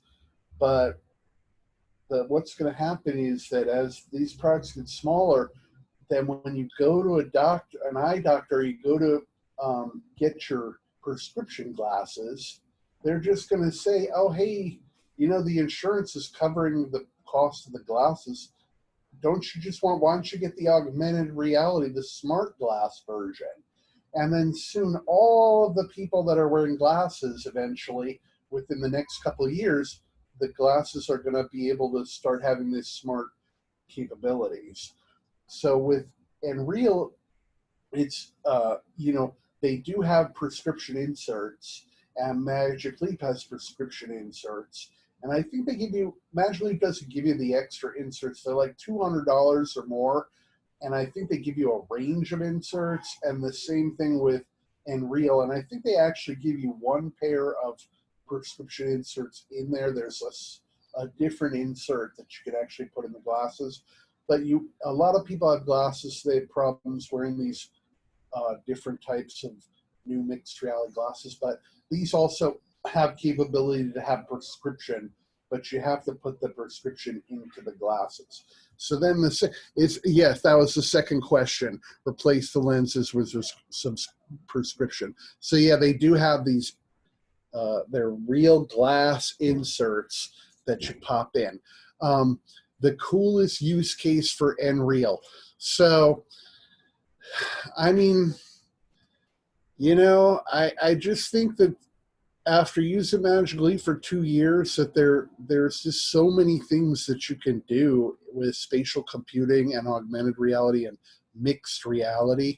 I mean, when I got the Magic Leap 2 years ago, I was like, oh my gosh, you know, I thought this wasn't going to come till 2030, 10 more years from now, and it happened 2 years ago. I really didn't think this was going to all come out so fast. And then XReality coming out with this version, that just blows the doors off everything. To say by Christmas, $4.99, you can get these. Now, the bigger implication is, you know, I envision no one will need television, a television screen. No one will need a monitor. No one will need a computer. Eventually, no one will need a cell phone. No one will need a keyboard. No one will need a mouse. Everyone's pushing voice, and now with the virus, you don't want to even touch money. So you want to, everything's going to be voice. Voice is going to explode. And I've been a Google partner for 15 years in many platforms. Won a Google award, was a Google Help Outs expert. And it's just amazing. My friend who 15 years ago is the Google employee, when we first moved over from Google and they bought YouTube, he became the first Google partner managers for YouTube. I was one of the first Google YouTubers. He was the guy that got me into Google and YouTube back in 2004. So him and George Stroumpolis, who owned Fullscreen, he then went on to found Fullscreen, which then got bought by Otter and AT&T for hundreds of millions of dollars a few years ago. George Stroumpolis did that, but Ben Smith has been going very hard the last couple of years into voice. And so you should check out Ben Smith and his voice podcasts. Oh, can you show us the link? Like an yeah, URL? You just got to type it in, Ben Smith. All right, here, Ben Smith. And then do a audio, like Alexa and podcast. Yeah, So, and I saw that Ryan has another question. yeah. What is the? Yeah, so I'm trying to explain that, the coolest use case. Cool. So the prevalence of the audio controlling things, so having the voice commands, and then this has the Unreal has, you know, microphone, and it has the computer vision.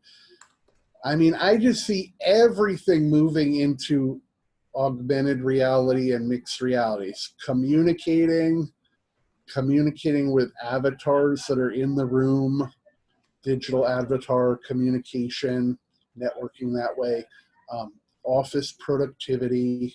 So you'd have Post-it notes all over the wall. And then I think video is going to be huge. So as entertainment, I mean, they like to build this as, oh, you have a 6-foot Netflix screen right in front of your face. But it's more than that. Back before that, the Magic Leap, you know, I envision, okay, we're watching I built they have a media player that I've built on. So basically you can open up Magic Leap, and then you have a video player in front of you. And then you can make the video player as big as a wall, as big as a building, as small right in front of you. But then you have landscape apps and immersive apps in Magic Leap. That's the way they develop it. So the immersive apps are like in Unity and Unreal, where you open up an app and everything is just that one app experience. But then they have the landscape apps, and but they are starting to allow you to bring in some of the landscape apps into the immersive. They're just starting to let you do that.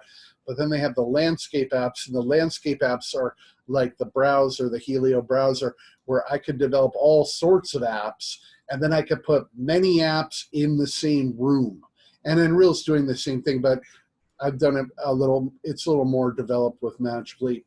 So see, what I envision is like, if I was a stockbroker, or like a stockbroker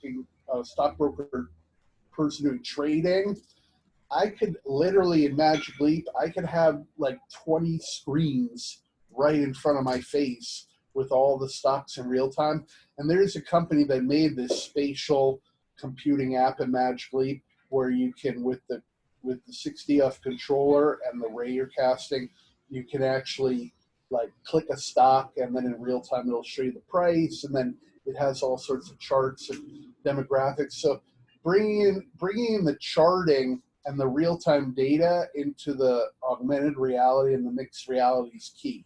But going back to entertainment, so I can envision, you know, Magic Leap, we've got a Disney movie. So you put on your Magic Leap glasses and you have a screen. And then that's the new Disney movie. And then you can make the screen as big as small as you want. Say you have this screen over there, and you place it on the wall, you make it really big. But then I could create, say in Unity, the characters that are in the movie, and then I can make them appear in the room. And then it's not augmented reality, but it's mixed reality. So then I can go and reach out and touch, pet the characters, interact with the characters in the mixed reality, in the room, in the spatial computing, and you're bringing in the 3D characters, so you're bringing them out of the screen. So there's so many opportunities in entertainment to have very large screen or multiple screen entertainment. And then as far as productivity and business, you can have multiple screens and Post-it notes, different ways to collaborate. I've seen all these things at different hackathons, primarily with Magic Leap. But pretty much anything you could do in normal reality, any kind of business task or entertainment, you can do in the mixed reality, the augmented reality, but you're allowing to bring in all of that whole nother world into your world here.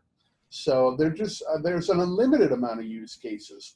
That's the kind of thing that kind of upsets me about people and how they do their startups and they get their startup money, is that I don't want to buy Magic Leap, or I don't want to invest. I went to Capitol Records hackathon, met this guy. He was like, I got to have a return on investment in 6 months in this product, man. That's why I don't want to get a Magic Leap, because nobody's going to want to buy it. There's going to be no money in the apps, or this is a long term, a few years it's going to be till it's consumer. But there are, you can make this into any use case, okay? There are no use cases for this thing. Anything you can do in reality, you can do in the augmented reality and the mixed reality. It's even better almost.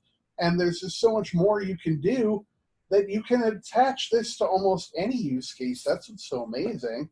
And so I think that people just really start needing to develop more for it. But I mean, what I think personally as for the coolest use case for Unreal is that when you bring the price point down to the people where it's only going to be about $4.99 for the device, let's say by Christmas that T-Mobile sells this in October, November, December for $4.99 at the T-Mobile store, and you can plug this into any new phone or a 5G or a Snapdragon phone, and then you have the whole mixed reality overlay. They're going to be developers then that are going to jump on this really hard, and it's going to hit the mainstream much better. And to finish the story, since we're going into 2 hours, that's why I like Unreal so much, is that I admire smart, successful business and marketing. And augmented reality has had a bad rap, and the developers, mixed reality, augmented reality has not been moving forward in the public eye very well. But right now it's going super well because like a Snapchat, Spark AR. Yeah, that's the mobile AR reality. Sure, the mobile AR reality is definitely going very well. Mobile AR reality, yes, the Snapchat lenses are crazy. The Facebook is great. They're inculcating and bringing in the younger generations and the millennials and the Gen Z and after that are embracing that as digital natives. But soon they're going to want to be hands-free.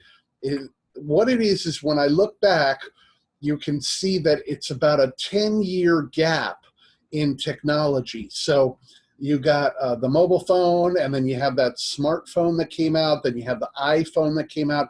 These are kind of 10-year increments. Now we're about 10 years from the iPhone coming out, but it's become a little longer of an increment. So instead of these glasses being 10 years after the smartphone, when the glasses should be very prevalent now, it's going to be about 15 years in that shift.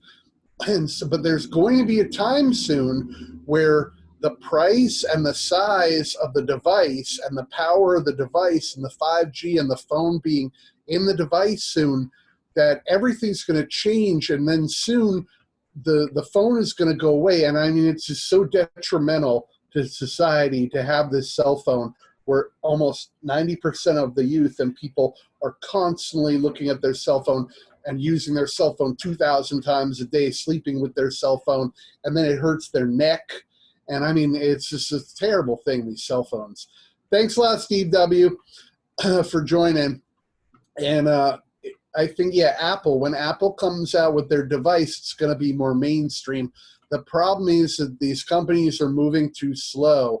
That's why these companies like Magic Leap and Unreal are really innovating, and I admire them because at least they're getting them out to the people. But the problem is if you don't get it out of the people with good press and that they're welcomed with open arms, it's not a good thing. So if you've looked at all the press over the last few years, it's just ramming down the terribleness of AR and mixed reality, and that all pushes it over years and years and years for consumer adoption.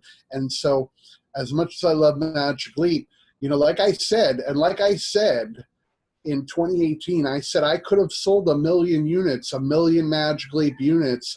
I would have partnered with some of these top gamers on YouTube. They have these gaming factions and these gaming teams. $2,000 wasn't that much. And I would have gotten like FaZe Clan and these gamers to embrace it, and they would have made a couple games for it, and then all their gamer friends would have bought it, and we would have sold 1 million Magic Leap units, and it would have been a big success.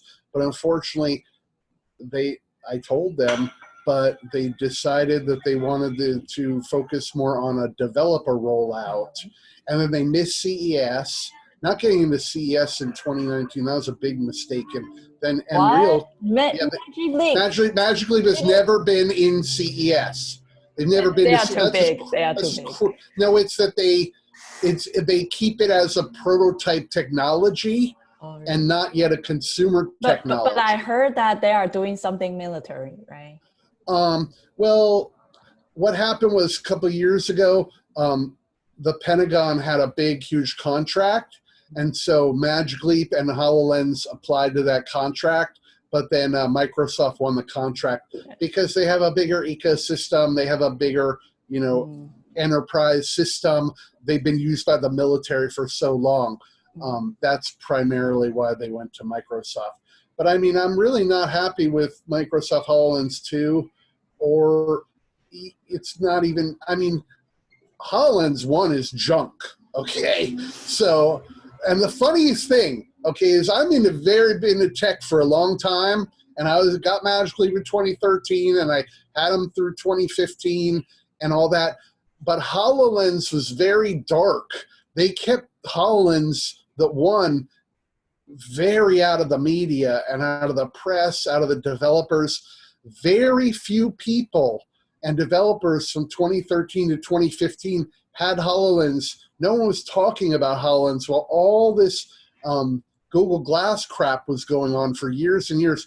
And then Magic Leap came, and no one was even really talking about HoloLens then. So I went and I got a HoloLens, and it was like the night and day between the HoloLens 1 and the Magic Leap experience.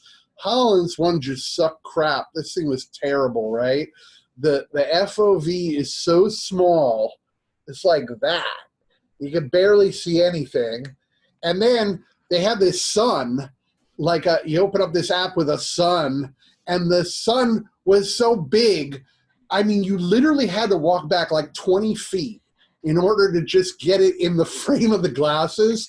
And then you've got these gesture controls.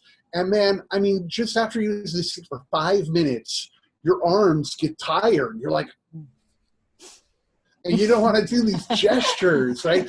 And then the voice control it didn't hear anything. It was very not good with the sensitivity.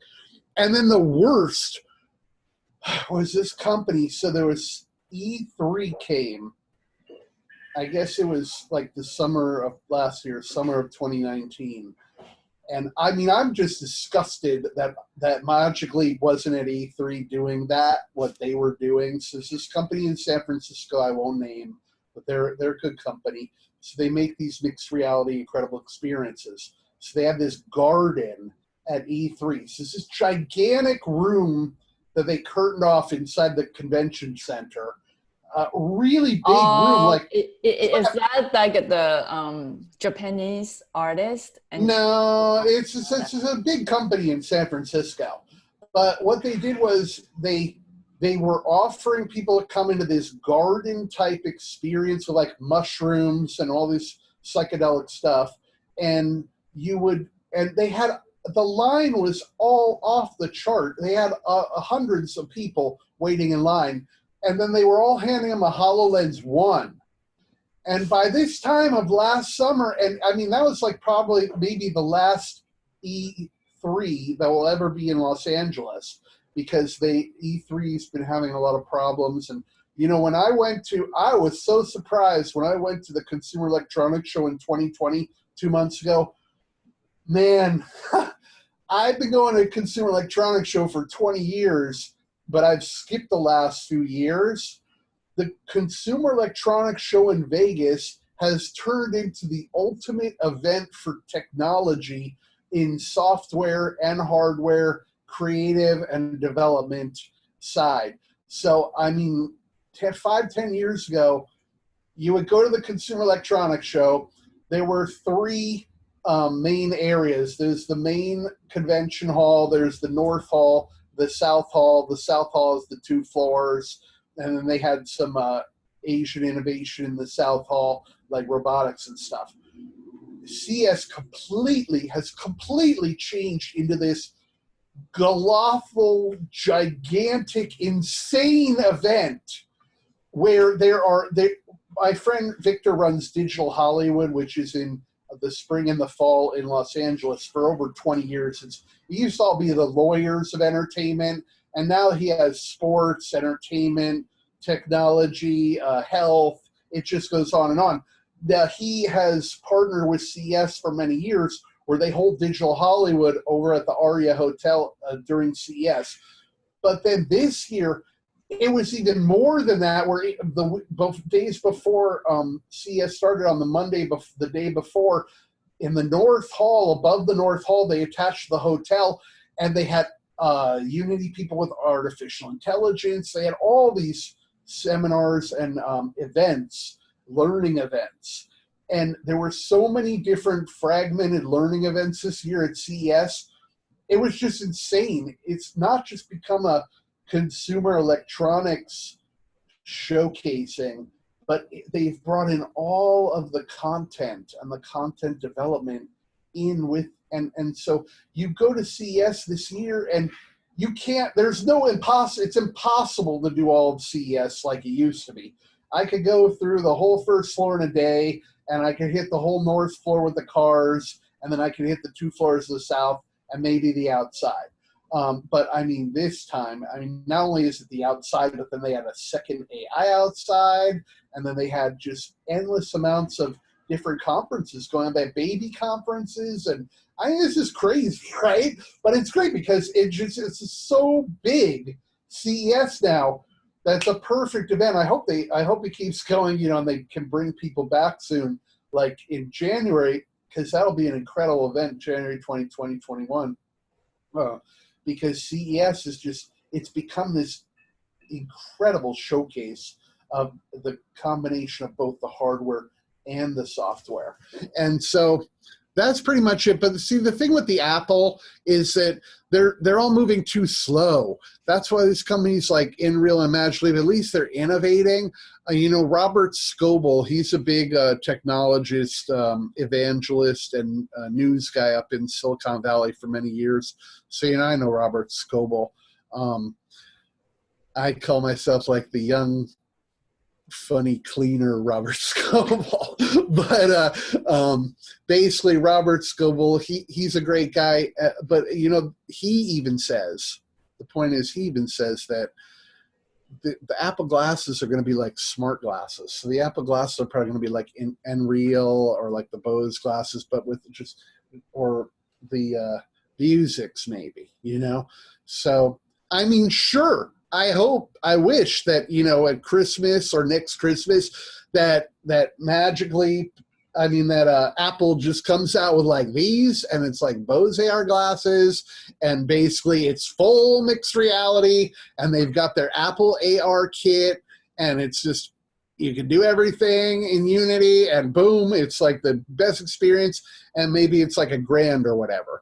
But I mean, the way it's looking like with Amazon putting out their glasses, and it seems as though they're going to take a very slow approach to moving into full mixed reality. So Apple, if they come out, I doubt it'll be Christmas. Let's say they come out 2022, it could just be a pair of smart glasses, you know, and that are going to be wirelessly tethered to a new iPhone. And I mean, you know, that's going to be okay, but that's not really going to push and move the whole industry forward. Now, just to finish this whole thing up, so that's where Unreal did the best job. So they came out right after Magic Leap. Then they went into Consumer Electronics Show in 2019. Then they went into then they started selling it a few months before 2020. Then with the pre-order, they got a few out to the developers. Then they got into 2020 CES. I knew that CES 2020 was going to be a must-attend event. 40,000 people from China in just 2 months ago, January 7th, came to CES. Over 150,000 people came to CES. Every journalist, every tech journalist. When you go into the journalist room, the media room at CES in Vegas, in the conference center, about 100 people, about 100 to 200 people. Those are the world's tech journalists, broadcasters, writers, anyone that has anything to do with consumer electronics and tech was in the room in the media center there and at CES. And then they all went back to talk about it.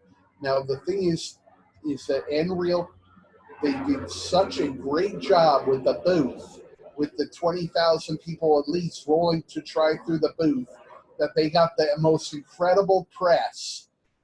It's great. It is expensive. It fits. It's the new thing. And I mean, this was this is the savior for the whole entire augmented and mixed reality community and developer community, that people and investors and companies and startups have been investing billions and billions of dollars for the last few years with this terrible press, this terrible media. And they're really only about 5 or a handful of reporters in technology that have such a pull on Wall Street Journal or CNET, where all the masses are seeing what they wrote. And they just wrote how they did not like Magic Leap from the get-go, and they kept writing how they didn't like Magic Leap and how it didn't live up to the expectations and this, that. And then Unreal came in, and everything is positive, everything is great, everything is wonderful, and it got all that incredible press, and they were at CES for the second time. So I like people that are successful, like myself, and things that I've done. And I'm just to give you my little background. So I'm from Greenwich, Connecticut, and I went to NYU and New York University, and I was on Wall Street in insurance private brokerage, doing high-level training on Wall Street in the professional development department for years. And then I moved to Santa Barbara, and for 15 years, I've done global news and entertainment primarily. And then I was one of the first YouTubers. I got to the top of YouTube. I got 1 billion views on YouTube, hundreds of thousands of subscribers. And then YouTube opened up YouTube Space LA in Los Angeles. So right in Playa Vista, 10 minutes from me and 10 minutes from LAX, is a 40,000 square foot movie studio that YouTube gives to creators. But you have to have over 10,000 subscribers, and then you can go in there and you can use the equipment, and you could do workshops, and then they would have parties every week. For almost 10 years now, I've been going to that. Unfortunately, because of the virus, they've shut the YouTube space down for a while, but it's an incredible place, and then you meet other creators from the LA area. The problem is the YouTube space LA is down in Playa Vista, which is more of a tech hub. There are other tech people like Yahoo and Facebook and all USC, all sorts of tech hubs down in Playa Vista, but Hollywood is too far away, so Hollywood's up north. So in order for all these Hollywood people and all these actors who are up in Hollywood to go all the way down to YouTube in Playa Vista, it's just too far for them to go to.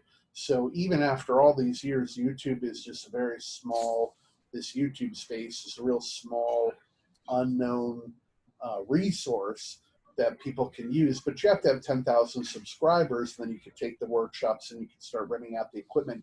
But you do have to sign a master use agreement, and when you do that, I signed off as a master use agreement. You have to buy insurance also for the place, and when you sign the master use agreement with Google, they consider the YouTube space an entire data center, basically.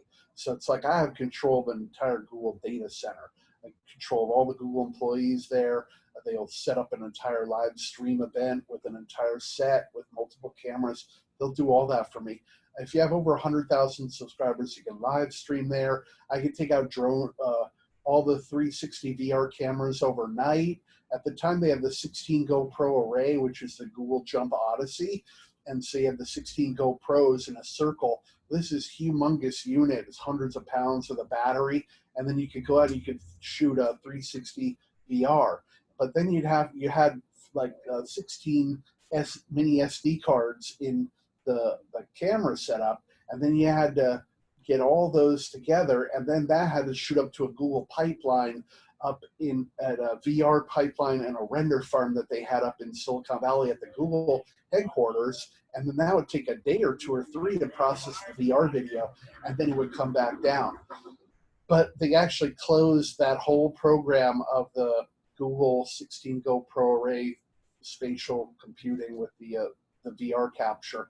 See, the thing is, Google, they run these programs for about 2 years or so, like a business, and then they shut it down. And I just see it over and over again. So I was in the most incredible program called Google Helpouts. A lot of people never even heard about it. But back in 2013, Google approached me and they said, look, we're coming out with a platform which is like a search engine, like a visual search engine called Google Helpouts. And then they handpicked 1,000 experts around the world that did many different types of skills. Someone made soup. Someone was a yoga instructor. Many programmers in many different languages. And then I came in to do YouTube and marketing help, social media and all that. So what they did was they set me up with my own Google Helpouts interface. And then I could charge people to do a private one-on-one video chat by the 10-minute increments. And then I could say, hey, do you want a consultation? And this is back in 2013. You want a consultation in marketing or computer programming or learn about Google Glass? We do a $15 for 10 minutes. And then I'd have them sign up with a scheduling system on Google there that they had integrated. And then I would one-on-one like this privately do a consultation, and I could set my price. But what happened was then Google would give us a code, cards with codes on them, so that I could give free advice out, and they would get a code, and it would be $15 for like 10 minutes, but I would give them a Google code with $25 worth of credit. So then people could get free information from me and expertise through a private business one-on-one platform, a video chat platform. But then I would get paid through Google because Google allowed me to give out the codes with the coupons on them. So that was a really great system. Then there were a lot of these 1,000 people decided not even to charge money. So there'd be a great developer with 15 years of experience and say Python, and I would go on a chat with this guy, or even Google employees, some of them they had that were software engineers. You could go on a chat at one-on-one, and you could just go back and forth, share the screen, talk to them, and everything. What happened was that program, and I won the Google Award for that as the expert, the Google Helper Expert Award. Through Google gave that award out to me. But what happened was that program lasted from about 2013 to about 2015, and that's kind of the life cycle of Google platforms. If they don't have great success, they're more of like an experiment. So they shut that platform down in almost 2015, end of 2015. I really wish they would bring that platform back, because Google Helpouts, it was just an amazing platform where you could get a tutor or someone to help you. And these other companies have come out with these tutor services and these chat private business consulting services like Google Helpouts, but it's nothing like that interface was, and how incredible that whole Google system was, and how you could one-on-one chat with an expert in their field privately through business, and I could get paid for giving consulting out. So it's just to wrap up the story, I see that the price point on the Unreal is, and this and or 2 or 3 companies from China are going to be coming out possibly by Christmas with a $499 or even a $399 price point, which is absurd and unheard of. And this is going to spark the mass adoption. But for Unreal to get such great press at CES, I just commend them. And it's just like, it's kind of like a dream. They just lucked out that when you do everything right, they pushed it out right, they got it into CES right for 2 years now. And then this year was the year. I knew I had to go to CES this year because this was going to be the start of the next 10 years. And then it really came true, because this is year 0 of coronavirus. So we are now in year 0, and next year's going to be coronavirus becomes like a Jesus Christ. It really is. This is year 0 now.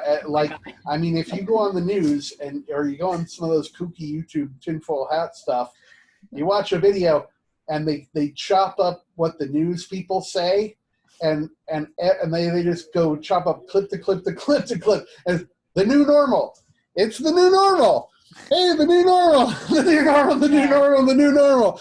They have these code words that they're just pushing out to the masses, and it really is going to be the new normal now. So I'm working with Intel, and I'm just to finish this up. So the augmented reality is great, and I think that XReal are the people to go with. So if I were you, I would get $11.99, get the developer kit as fast as you can. Wait till the 17th till they open up their developer store if you need to, and download the SDK, which is just a Unity plugin. If you need the Unity plugin, just let me know. I'll send one to Dominique too, so she can just drop it into Unity, and then you can start developing immediately. Thanks, Goncalo. But now is the perfect time. So you want to start making apps in XReal and write in Unity, just simple apps. Like a little simple game, simple spatial games, experiences, entertainment experiences, very simply in Unity. And then there's a great woman named Lionella, and Lionella, XReal has a Slack chat. And it's in the developer section, but they've only taken that down for days. It's only been down for like it's not like that's been down forever. That's been up forever for months, since for a year now.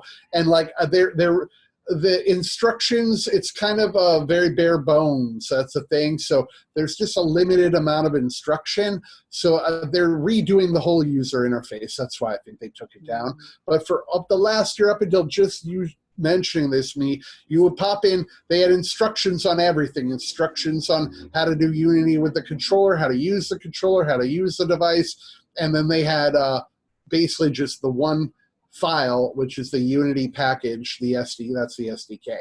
So I'll just send you the Unity package. That's just the SDK. That's all you need. And then you can go to the YouTube, and there's 2 or 3 guys. One Scarred Ghost is one of the guys. There are a lot of AR people and people I know on YouTube, and on Twitter. And then there's another guy in China, and they're directly been making 2 or 3 tutorials on how to put the emulator on the computer, to connect to the compute unit, and how to drag and drop the file. But then without the device, how to use Unity, how to use the emulator, how to create experiences. So if you're an AR developer, a mixed reality developer, now is the absolute perfect time to just jump right into Unity and get the XReal plugin, or just wait till the 17th. And you can get the SDK and the Unity plugin and start developing apps. And then Lionella is running all their social media out of New York and developer help, and they have a Slack channel.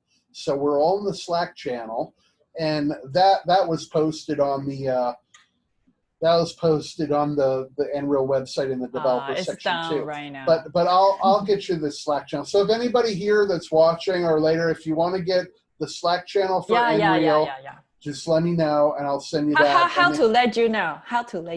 The best place to find me is on LinkedIn.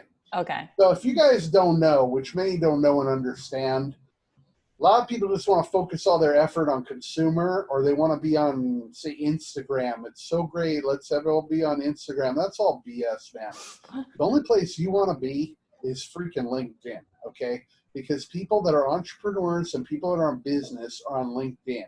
So I had like 10,000 LinkedIn connections 10 years ago, 8 years ago. But the thing is, back then, it was almost like HR, and people didn't communicate on LinkedIn. All they did was collect people on LinkedIn. So it was all about who you collected. If you have 20, 30,000 connections, then you have all these people that you can tap into. But no one communicated on LinkedIn. They only collected people. Now, and over the last 5 years, it's very much shift. There's that woman, Goldie Chan. She's got like the green hair or whatever. She was one of the first where they got these people to become the LinkedIn influencers, basically. And so she started doing videos on YouTube. They open up, they didn't even have video way back then. So they open up where you could add video to posts. And then she started being big on that. And then just about 2 years ago, they started live streaming at the beginning of 2018 on LinkedIn, but it was invite only. And so I got in there the summer, just a couple months later. But to this day, it is very, very hard to be a LinkedIn live streamer. You have to be absolutely invited in by LinkedIn in order to live stream on LinkedIn. And they are very, very selective on who they're allowing to come in to live stream. So there's hundreds and hundreds of people and companies and entrepreneurs that have written me over the last couple of years that say that they've tried and they've tried and they've tried to apply to LinkedIn Live and they aren't getting accepted. Now, I have forwarded a few people over that have the presence and the consistency to be able. That's the key of all this, is that most people, especially on video and live streaming, they just don't have the consistency. Back in 2008, 2010, I was uploading 10 videos a day to YouTube. It was global news at the time.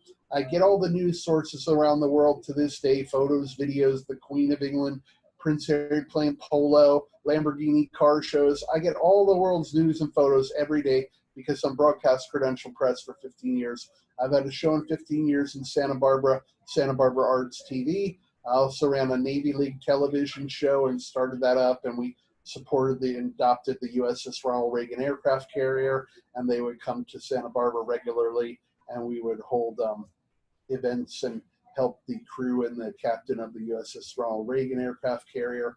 And I basically had this show, an entertainment show in Santa Barbara, going over local news, parades, charities for 15 years now. But in Santa Barbara, it then went from local news and charities and the film festival, and all the film people would come to Santa Barbara and they get out of LA, and so you get the A-listers and the most famous people in entertainment would come up to Santa Barbara, and then I would interface with them in very private settings, events and parties in Montecito and Santa Barbara, and parties for different events, and then charity parties. So Santa Barbara is a gigantic charity hub. There are about 800 charities in Santa Barbara. So every weekend there's like a $10,000 a plate at a table charity event. And there's many wealthy people in Montecito. So for 15 years, I've been going to these very exclusive events with philanthropists and helping charities, documenting charities, and then the whole film up there. So the A-listers don't come down to in Hollywood. They don't come out to events because they have to be too cautious. But if they go up to Santa Barbara, it's much more of a relaxed setting and more private. So I've had the ability and opportunity to interface with many entertainment leaders, actors, directors, all the top echelon for 15 years now. But then I decided that I wanted to move down to LA to be closer to YouTube studio. So I have my Santa Barbara place, but I come down to LA every few years to come to Venice because I like the beach here. But it's still an hour from Hollywood when you drive, about 45 minutes with 30 minutes without the traffic. But with the traffic, it's like an hour to go to Hollywood, to go to like the Television Academy events and stuff. But what happened was I came back down to LA back in 2015, and I wanted to move out of being a YouTube entrepreneur because this is a solo thing. And so the first thing I got this great job where I ran all of Steve Harvey, the comedian's YouTube, and I helped him get over 1 million subscribers, and I syndicated his whole daily show, which was like Oprah, with a daily TV show on NBC. And then from there, then I moved into this incredible job that I've had for the last 4 years, where I've been the advertising director and Google Cloud director and innovation director for Genius Brands International, where our CEO created Inspector Gadget, and he created many cartoons over the 80s and actually did many cartoons. So all the Nintendo, the G.I. Joe cartoons, Mario Brother cartoons, Sailor Moon brought to America. He created Strawberry Shortcake, Carmen Sandiego, all these cartoons, Heathcliff. He created all the 80s cartoons. It was DIC Entertainment.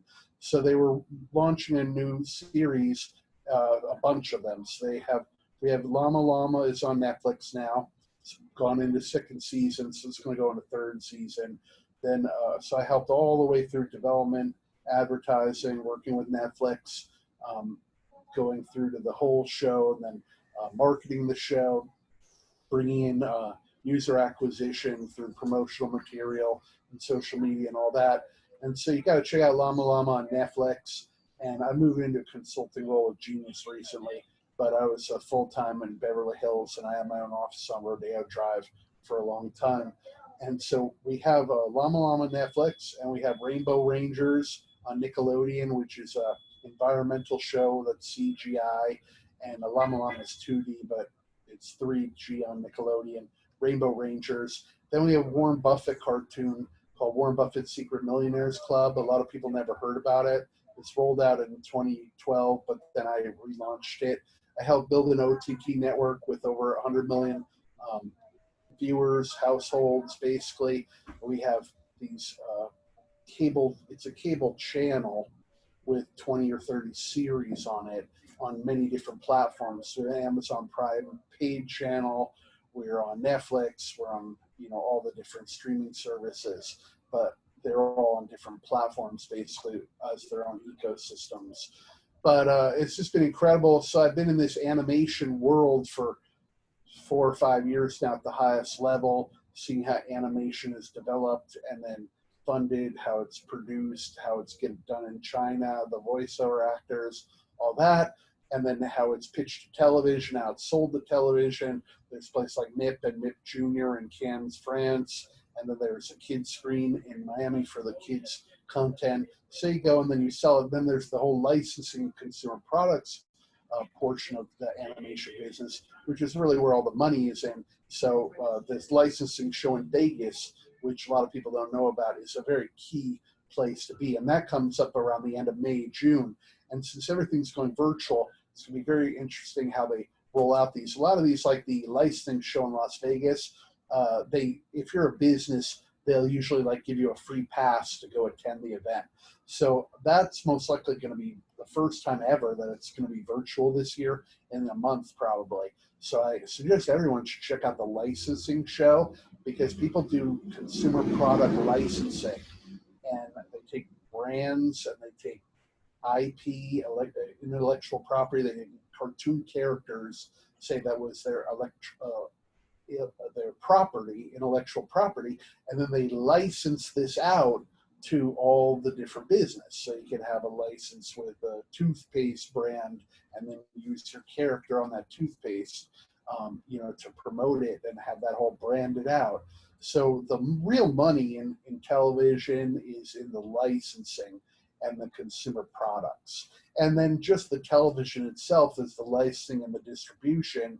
And then we're talking about licensing in all different territories around the world. So every location that television is broadcasted in, every country, they have different laws and different territories and different fees and different prices and all that.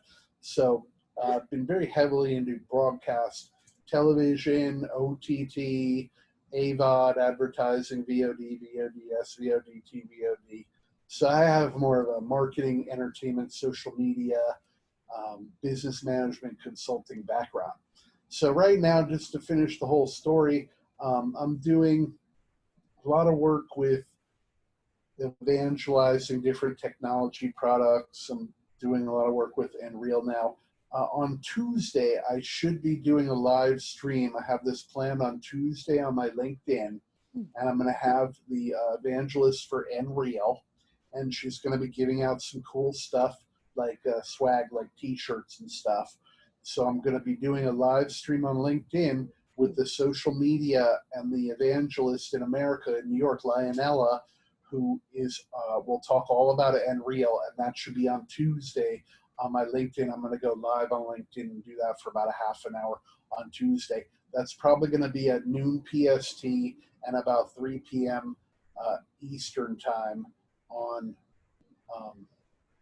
basically on LinkedIn Live. So you should definitely connect to my LinkedIn. So just to finish up on why LinkedIn is so important.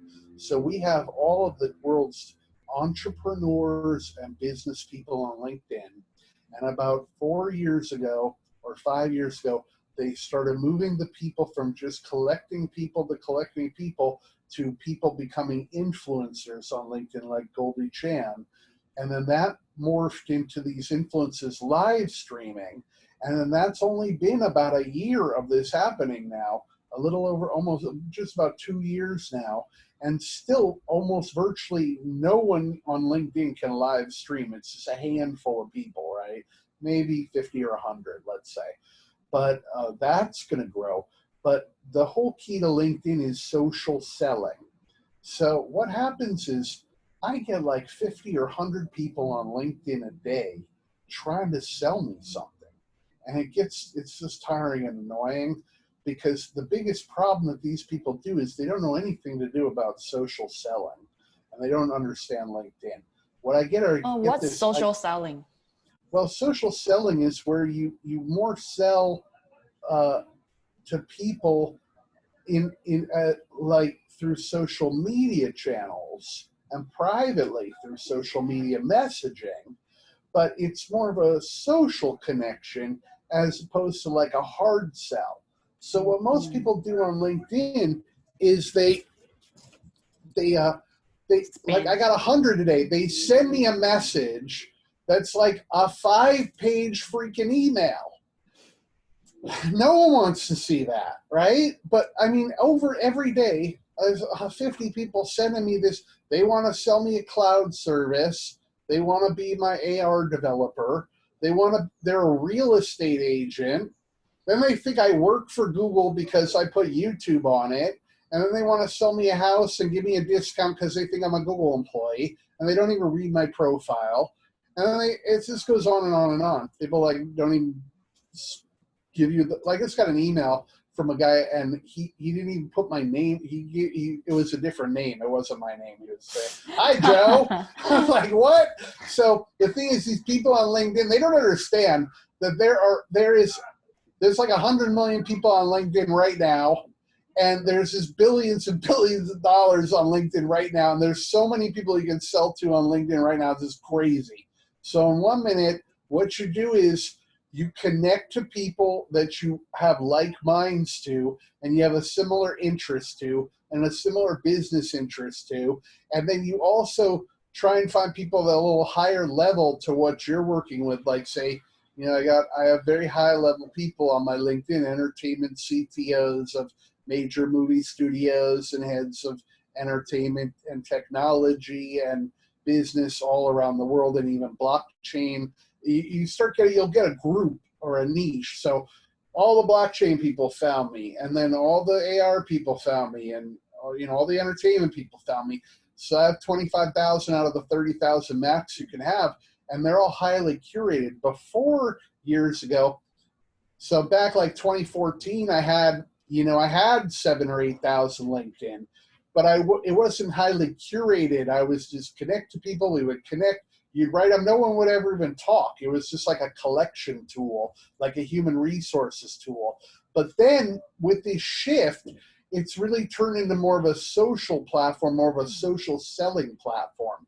So I have made multiple six-figure deals within 2 or 3 sentences on LinkedIn. And I mean, that's how incredible and powerful this is. So I have systems. So the simple system is that you would reach out and connect to someone that you're interested in connecting to, the similar interests in business on LinkedIn. Then once I've connected, I usually don't even respond or write them for a week. So we just connect. A lot of time people will say, "Oh, thank you for connecting." Then I'll say, "Oh, give them a happy face or a thumbs up or something." But then I let them go for like a week or so, and I don't give them a hard sell, and I don't start writing pages of letters to them to turn them off. We're just connected.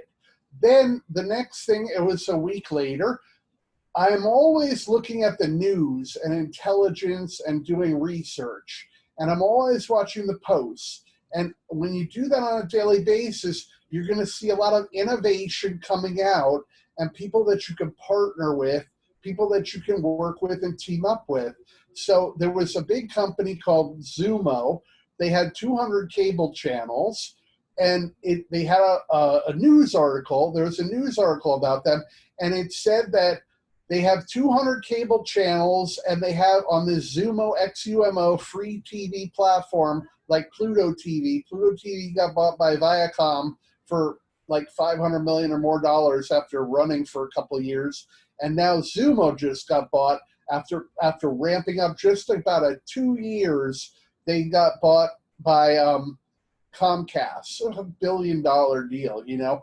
But right before that happened, they said, hey, we have about 5 or 10 channels left on our 200-channel cable network, and we are looking for, you know, a couple more channels. So when I saw that, and we have a cable channel, we have a broadcast channel with 20 series of television on it, and we want to put that on their OTT network with hundreds of millions of people watching, and the Xumo is actually on all the top smart TVs. So when you buy a smart TV like an LG, the Xumo is on the button on the controller. That's how powerful they are, that they got in with those incredible manufacturers. So that when you're looking at the remote control button, oh, it's Xumo, you just click that, you know, it's instantly to get there. So I reached out, I said, hey, I connected, I waited a week. I said, hey, we have a cable television network channel, and we would like to be on Xumo. Can we open up a conversation? I mean, it was like 2 sentences. That brought us into a meeting into the office, and boom, that closed the deal. Now, of course, these complicated television deals can take 3 to 6 to even 9 months. It can take 9 months or more just to negotiate with lawyers a deal for distribution of broadcasting on one network. So it take a whole year just to get your little television show on, you know, an Amazon platform or anything like that. But we have an entire channel on Xumo, and then they got bought by Comcast a year later. So this is a huge thing. Same thing happened with Amazon and Twitch. I did the biggest thing, one of the biggest revolutionary entertainment events, and no one even knows about it still. It was over a year ago. Basically, Amazon Twitch had where they were showing week-long live streams of popular television shows. Very few of these. It was like they did Bob the Painter. They took all of the Bob the Painter from PBS, where the guy's all talking and painting, and they bought the license for all of the whole show, and they aired that on Twitch, on Amazon Twitch Live for an entire week on the main Twitch channel that millions of people see. And then they did Power Rangers, and they did Doctor Who. So I saw that in 2018, at the beginning of 2018, I said, oh, we have to get one of our TV series, because we have Stan Lee's Mighty Seven. There's a Stan Lee cartoon with many actors, and they had Flea from the Red Hot Chili Peppers. They had the guy from Ashton, the guy from Lord of the Rings.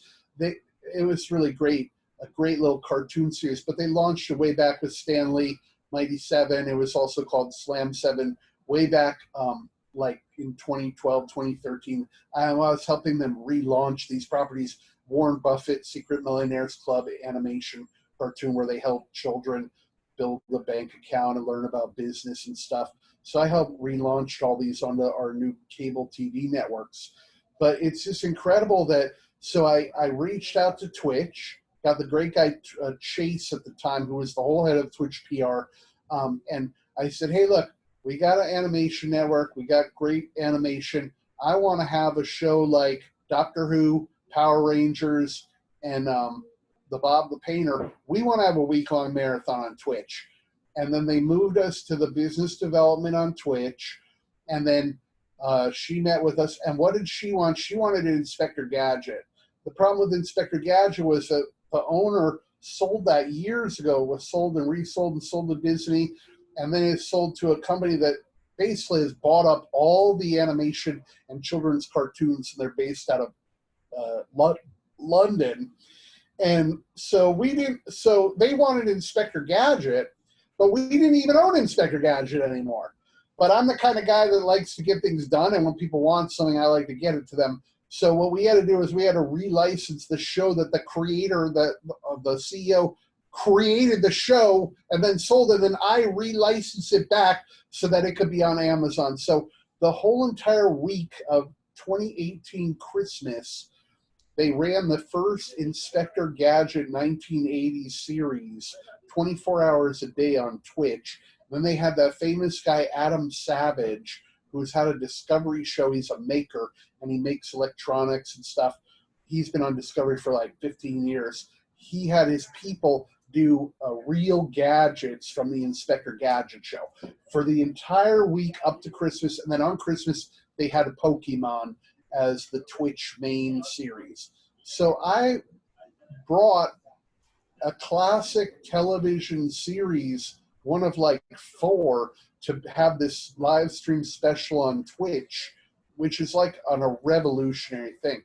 And Twitch is an incredible platform where you have everyone's communally live watching the show and then chatting in the side. And it's just an amazing experience. So I think everybody should be getting on LinkedIn, have a really soft connect, reach out with like a sentence on something that's interesting a week later. If you see connection, then turn it into a conversation. But I'm all about closing deals and sales. So you can talk all you want, and people love to talk and talk and talk and talk, and people write me all day. People write me, people on LinkedIn guy writes me, this nonstop. Here's my idea. Here's this thing. I want to do this. I want to patent this. I got this AR thing. I got that. It's all just a pipe dream, and they're just talking and talking and talking. I'm all about taking action, getting results.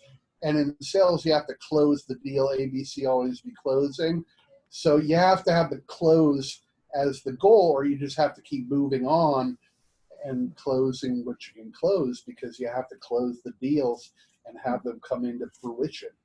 So it's incredible talking to you guys, and I hope everybody got some insight and enjoyed this stream. I have a lot of insight in many different areas in the forefront of augmented reality and mixed reality being one. I'm more of what I am is I'm mostly everything. I like to consider myself, and I mean, I'm not like anywhere near like a Steve Jobs, but I'm more of an evangelist.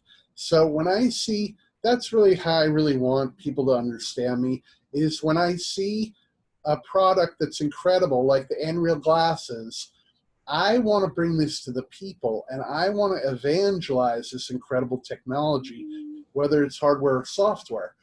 And then I interviewed Steve Wozniak at SMPTE last year. That was an unbelievable experience. I've met all the celebrities in the world and interviewed them. But to be able to be with Steve Wozniak, that was really an incredible experience. And being able to interview him and being face-to-face and talking with Steve Wozniak. Now, he's more of a technical person, but he's evangelizing also.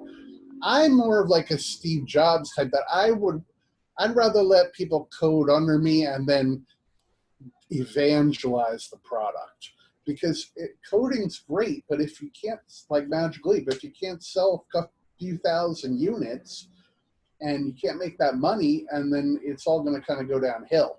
So when I see a great product like Unreal, and I got them and I've used them, and I see the crowd, I see the negativity of the public press on augmented reality and how that's slowing down the developers, the whole ecosystem, and the adoption of the public for pushes that years out.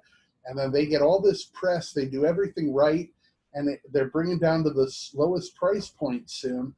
I think that this is the big winner. So if I were you, when the 17th comes around, or if you need to, just contact me on LinkedIn, and I'll go and I'll give you the Unity SDK. It's the package. It's a file. You drop that in, and then you go up to, you should go up to YouTube, and there's the 2-3 guys that will show you step-by-step how to, with the emulator, with Unity, you don't even need the glasses, make an experience. Then I would connect with the Slack chat and Lionella. Then when you have some sort of a developed simple app, like a game or a utility, then I would show Lionella, and then she can showcase that to the whole global community, because they're taking stuff that was done at the MIT AR/VR hackathon a couple months ago, and they're showcasing all that as the first work and the first apps that are coming out showing off that what Unreal can do. And they're incredible apps. So being able to do that is going to allow you to come in to the App Store when they create an App Store at a very small entry at the start of it all. So you can really consider this and Magic Leap like as if it was the Apple One over 10 years ago, and you were the first person to put your Apple app in the Apple App Store. And that's what it's like now in 2020, where it's like year zero, and you have the ability to start putting your apps and creating apps that can go into these brand new app stores. Like Unreal's going to create now. Magic Leap has an app store, but it's very limited now. But they're going to come out with the Magic Leap 2. They have been partnered with AT&T for years. That's their main carrier, and they even have the Magic Leap as a prototype where you can buy it in the AT&T store now. So it's imperative now, if you really want to be at the forefront of all of augmented and mixed reality, and VR, I would say, is to start creating apps and then get them on these brand new app stores like the Magic Leap app store for Magic Leap, and then get them to Unreal so that they can showcase that. So once the app store opens, then you can get right in there. And see, the reason why I really like Unreal is because it's an open system. It's non-proprietary, really. This is a open. It's like, see, I thought that 20 years ago these were going to come out. Okay, 20 years ago, I went to CES, and Vuzix, I like Vuzix. They have these glasses. They just came out, the Vuzix Blades, a couple of years ago. And they have really cool, like they have ski goggles with data. And now at CES this year, they came out with swim goggles with the data, and the swim goggles, the real-time data. So I love Vuzix. But Vuzix, I'm talking 20 years ago, Vuzix had this. They had the Unreal, but it was just you put this on and you plugged it in, and you didn't see the mixed reality overlay. You just saw like a big TV screen. So you could watch, like, anything you saw on your computer, you could see like on a big 6-foot screen in front of you, but you couldn't see through it. There was no pass through. So, I mean, I was thinking like 5 or 10 years ago, since this was 20 years ago, I saw it as a CES, that like 10 years ago, I thought Vuzix would be the people that would come out with like what Unreal has now. But Vuzix has kind of moved more into the smart glass, where it's a augmented reality overlay and not a mixed reality interactive overlay. And then it's really a step up from Google Glass. And there's a very big difference between what a smart glass is, which is just like a junky augmented reality overlay, and real mixed reality, like is what the Unreal is. Now, the thing is with Unreal is that it's good or it's bad, but there's really nothing in Unreal. It's like it's a pair of glasses that have it all there, the whole mixed reality right there in front of you. And you have so much power to go in now, to just get that Unity going, to make any kind of mixed reality apps, to be the first in the world to be rolling out these mixed reality apps that within, say, by the end of the year, you have this sold at T-Mobile for $4.99, and then millions of people are going to start buying this thing within the next couple of years. And then this is only the first real consumer version. So gosh, in a year, by the end of 2022, this could have the whole phone with the Qualcomm in it, and and 5G on top of that, and no external unit. And I mean, slowly, there's going to be a change from about 2022 to 2025. I hope that with Magic Leap, they came out in 2018, and then by 2020, everyone was going to have augmented realities, glasses, but mixed reality. But I really thought it wouldn't happen until, say, 2030, until it really came out, and I got them in 28 with Magic Leap. Then I saw that the timeline is going to come a lot quicker. But then when Unreal came out with these glasses, then that even quickens the timeline and shortens it even more. Now, with everybody, like you said, the youth and the children and the teenagers and the college, they live for Snapchat. I mean, even 4 or 5 years ago, I'm talking to some of these college kids at hackathons. I mean, that's what they love this. You know, you have a message and then it disappears and after a day or whatever. And that's the only, they were communicating on Snapchat like 4 or 5 years ago, these college kids, right? And so now they're all communicating with augmented reality and mixed reality, but it's the phone augmented reality and mixed reality. And personally, I just do not like that pass-through experience. It's a completely night and day different experience from having the glasses on your face, mixed reality, and then the phone pass-through mixed reality. You just cannot compare them. It's so much better right on your face and having the real mixed reality world, even with the small DOF, it's still just incredible. These glasses it's wider than the Magic. It's a little shorter, but it's wider than Magic Leap. And then where the eyes are at the bottom of the frame, the augmentation goes all the way down to the edges. It's right to the edge. With Magic Leap and HoloLens, it's like a square box you're looking through. So all the edges don't have the augmented reality overlay. So to just have that coming down on the bottom really, really fills in the augmented mixed reality over the glasses, even though you're only getting that whole top half is kind of covered. So you're really getting an incredible experience with the Unreal.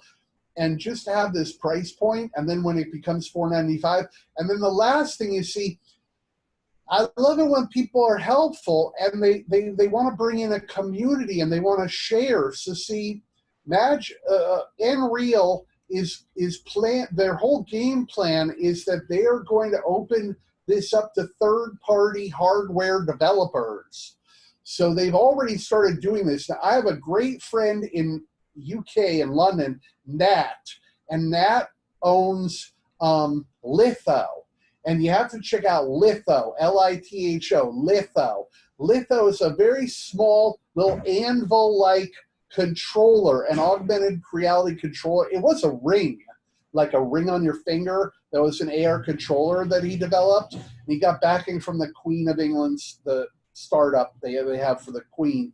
But then it's more like an anvil now, like a little anvil, like a blacksmith uses. And it slips in between your fingers, and it has a touchpad like a mouse and a haptic on it. And with this, it's so cool. I got this, and they have basic Unity apps, but you got to use the damn phone. And so you use this controller, and I'm picking up objects and boxes, spinning them around, throwing them with this tiny little ring controller. That thing's incredible. But see, they are going to be able to partner with Unreal. And Unreal is opening up so that third-party hardware developers with gaming controllers, 6 DOF controllers are going to be able to use their controller with the Unreal system. I really like it when people like to help other people and they like to have a low price point. They like to bring in other developers and other companies and other third-party accessories to help. The HoloLens, it's all proprietary. Magic Leap, it's a controller and the headset. Controller costs like $300 to make, they say. Very expensive 60F controller. It's a great controller, but you have to buy into the whole Magic Leap ecosystem. You have to buy into the whole hardware system. And you got to buy a case on top of it. You got to buy that power hub.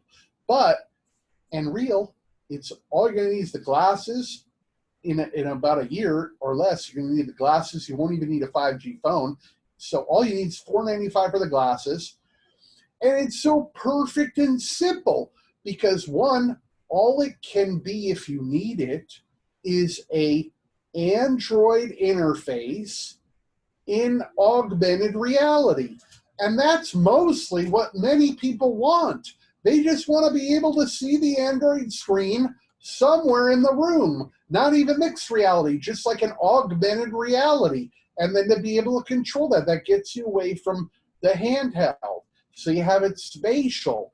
And in the room, this is spatial computing.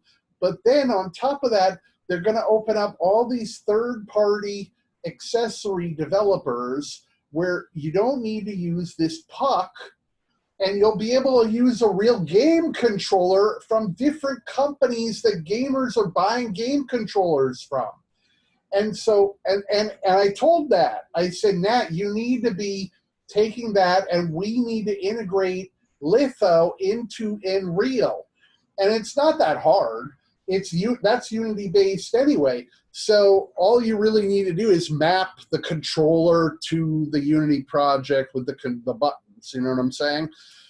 So they're being so nice to give this system out to the people, for it to be $4.99 coming soon when you just have the glasses. It will eventually not just be a 5G phone, but many makes of new phones you'll just be able to plug right in. So all you're going to need is the glasses. But that will take any mobile phone and turn it into this rich mixed reality experience. Let's say you just want to play Pokemon Go. So many people play that, they got to look at their phone. You'll have it right on your freaking head, right in your face. You're going to have the Android screen. And then it just grows from there. Once you start making custom apps for this, then the opportunity and the use cases are literally endless, what you can do. Just similar to Magic Leap. Everyone's like, where's the use case? How are we going to use Magic Leap? Why do you need Magic Leap? Who needs Magic Leap when you got a computer or when you got a phone? What's the big deal with augmented reality? They're just not getting the picture that this is, once I got the Magic Leap, it's spatial computing. You don't need a keyboard. That whole industry of keyboards, gone. You don't need a mouse. All those manufacturers making mouses, Logitech and all that, gone. No keyboard, no mouse, no screen, no television screen. Now, of course, in a few years, and they're already doing it, they've got these fans that do holographic. They have where, let's say, a glass wall in a conference room, and you could just put up like a plastic sheet now, and it's basically a whole LED wall, and then it's all interactive and see-through. When I was the coolest thing that I saw at the FYC last year was in the Amazon. So they had a Homeland, and then there was another, I think it was Homeland, but there was this room, and you went into the room, and they were doing LED projection in the room all over. So the walls was like a fish tank. So there's fish all over the walls. But then in the corner, it was like a TV. But all it really was like a 30-inch glass, just a glass screen. And you could see through the glass screen. And on the small edges of the screen on the ground, on the bottom, you couldn't even see it. That was projecting like a fish tank image on this glass panel. And it looked very real. And it was very interesting. And it was the first time I really saw that in a event type location, especially in like a Hollywood event. And so, but you still need that flat screen, you see, and in order to project on. So the spatial computing is going to really change everything. And I saw this back when I got my Magic Leap in 2018 in the summer. I just saw, oh my God, there's going to be no phones, there's going to be no screens, there's going to be no TVs, there's going to be no mouse, there's going to be no keyboards. All these industries, no one's going to buy these products anymore. It's going to shift, revolutionary, change so many industries. But it's great because and now with the virus, everything is going to go voice because people don't want to touch anything. And like I said with the Microsoft HoloLens, after 5 minutes of gestures, your arms get so tired, you never want to be doing that stuff ever again. So it's nice they have the finger and the joints and everything, but it's all voice. It's really voice. I saw everyone saw 2001 Space Odyssey, which was like 69 or whenever they created that, Kubrick. But then you definitely should look back again because I haven't seen it for a long time. But then there was the second 2001, and I think it was called 2010. Like there was a 2001 movie, they made a second one, and that was way after 2001, like the whole setting and everything. And you see, that was all pretty much voice. It was all voice in that they had a society, and it was the 2001 movie, but it was the second one that was like 2010, I think it was, and they did that somewhere around the late 80s or the early 90s. But I haven't seen that movie since it came out then, but I definitely want to watch that and revisit that again, because I think there was a lot more voice control and things in that. But then all these movies, like Magic Leap was great because it was the first consumer augmented real mixed reality glasses to the public. And, you know, this was a science fiction fantasy, and like my science fiction dream forever, my entire life, you know, for picking up the first Cyborg book back in, you know, that came out. There was this book, The Cyborg, and then it was $6 Million Man kind of tapped off of that.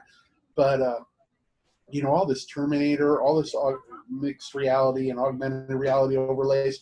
I mean, this is a science fiction fantasy. You should definitely check out a movie, Johnny Mnemonic.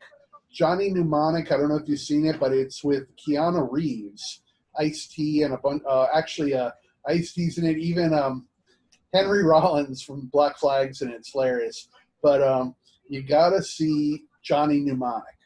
So Johnny Mnemonic is actually an amazing movie because the timeline is very close. So this came out in the 80s or whatever. So Keanu Reeves is Johnny Mnemonic, and he's a courier, and he has a neural implant just like Neuralace. And so they implant information into his head, and then he had to travel to a city with the information, and it was like spy secret information that he was carrying, and people were after him. But then he puts on the glasses, like VR glasses, and like he has like haptic hand gloves. And when it's like 2019, it's like 2020, 2021. Like the movie is set in like 2020, 2021. And we are literally right there. That movie is literally right where we're at right now, basically, because it's got the VR, and you see the whole VR experience, and that is exactly what's coming into fruition now. And with the virus, I really did not want to be in virtual reality. I wanted to be in mixed reality, and I do not personally like a immersive headset where you cannot really see through, although Vive and all of them have the pass-through. And on the pass-through on the Oculus Quest sucks. The room looks very terrible. It's not like a high-definition pass-through, at least what they do when they just set up the gate. But basically, it's coming. The VR may surpass AR due to the coronavirus because everyone's stuck at home. Now, if you're stuck at home, who really cares about seeing an avatar in your room when you can see them on a video? You know, maybe much better. Most people are in Zoom. Much easier and better to see someone on a video screen. You don't really need to see a 360 avatar of them, like in your room or in your house. And then having the AR, as much as I used to just love that over VR, no one wants to be in their reality now because of the coronavirus. You don't want to be in your room. You don't want to bring things into your space. You want to get out of your reality into a real virtual reality now. Now, I can't believe Palmer Luckey said all about how Magic Leap sucked and it was the worst, and the screen, and then Gutag said the screen, it was like the 1980s television, and it sucked, terrible junk, piece of junk, this stuff. I mean, they just bashed this thing to hell and back, these guys. But I'm telling you, the Oculus sucks, man. Okay? Palmer Luckey, the Oculus sucks, man. It's so pixelated and dotted. It's a piece of crap junk. But you have to get it right now because everyone's got the Oculus. Yeah, I guess it's good enough. you can move up into a developer. You have to go in some wacky developer mode, and you can adjust it to be a little more high res. You can play the Rift games and plug in to get a little higher res, but the normal experience, the Oculus, is a very terrible, pixelated, dotted, very pixelated experience. They need to go and make a much better resolution headset. And I think, you know, Vive and some other companies are making much higher resolution headsets. So it's going to be coming very soon. So I think because people are so isolated now, I can really envision and see that this is the time. The last 5 years has been a terrible time for VR and AR because everybody's wanted to bring in the next killer app, or they wanted the game that was being adopted, and then everyone was using it. Where that really came in was in Beat Saber. So I know the guy is on my LinkedIn, the creator of Beat Saber. And they're from like Eastern Europe. It's like, you know, Poland or somewhere. And that was the killer app that drove VR, that got everybody to buy Oculus. And that's still the killer app that's driving Oculus. And then I went into Oculus Quest. It's ridiculous the money that you can make on freaking VR right now. You got to buy the Beat Saber, and then every time you want to listen to some music, you got to buy a $20 Timberland pack or whatever. And every time you want to play a damn Star Wars game, you got to buy it by the chapter. It's just ridiculous, man. $20 is something. So, I mean, if you want to cash in right now, you start making a bunch of simple, cool VR games and experiences. Get them like in the Oculus store, get them in the Vive store, because everybody just wants to escape this terrible reality of the coronavirus and their isolation of being stuck in the home. And the opportunity of VR allows you to escape into any visual reality. I have a great friend of mine, Al Claudio, and he's up in Bangkok in Thailand. And he's a top VR filmmaker, VR 360 VR. And so he's been going around the world for years and years where he does training and got him brought in by big companies like Dell, and they have their big experience. And he does the training, and he films the VR, and then they have the VR experience. Now, filming in 360 VR, it's not easy. And you have to have the right depth and everything that has to be and even the editing. There's a lot to the 360 VR, but games are much easier to create, I would say, than a 360 VR experience, and they're going to sell a lot more. And it's very expensive, $20 or more, just for these simple VR titles. So, and then I guess that Half-Life came out, so now that's what's really driving all of VR. Everyone's bought the Half-Life game. And so there's these couple killer apps, these games that are kind of pushing it forward. But now that everyone's stuck in their home and isolated, the next finally, after these waves of VR sucks and VR is going to be a failure and VR is never taken off, and they funded VR and then the company went down. They funded VR, the company went down. They funded AR, the company went down. All this is going to start to change now because everyone's going to need to use VR to be able to conference, network, go to trade shows, communicate, and escape reality and have entertainment experiences. So I think the VR is going to explode now. I thought AR was going to explode faster, but now VR may, because people want to get out of this isolated into a different reality, into a different visual location or experience. And as much as I can bring in a solid screen into Magic Leap or Unreal, there is some transparency. So, you know, I can color off a wall in front of me in Magic Leap, and I can pick the right color and the right texture and the right lighting of the room. And so you'll play Angry Birds, and up will come the Angry Birds little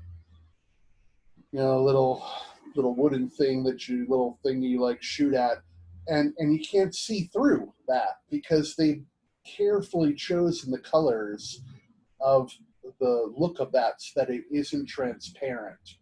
But very soon, it's all going to blend, but it's still going to take a few years, maybe 2025.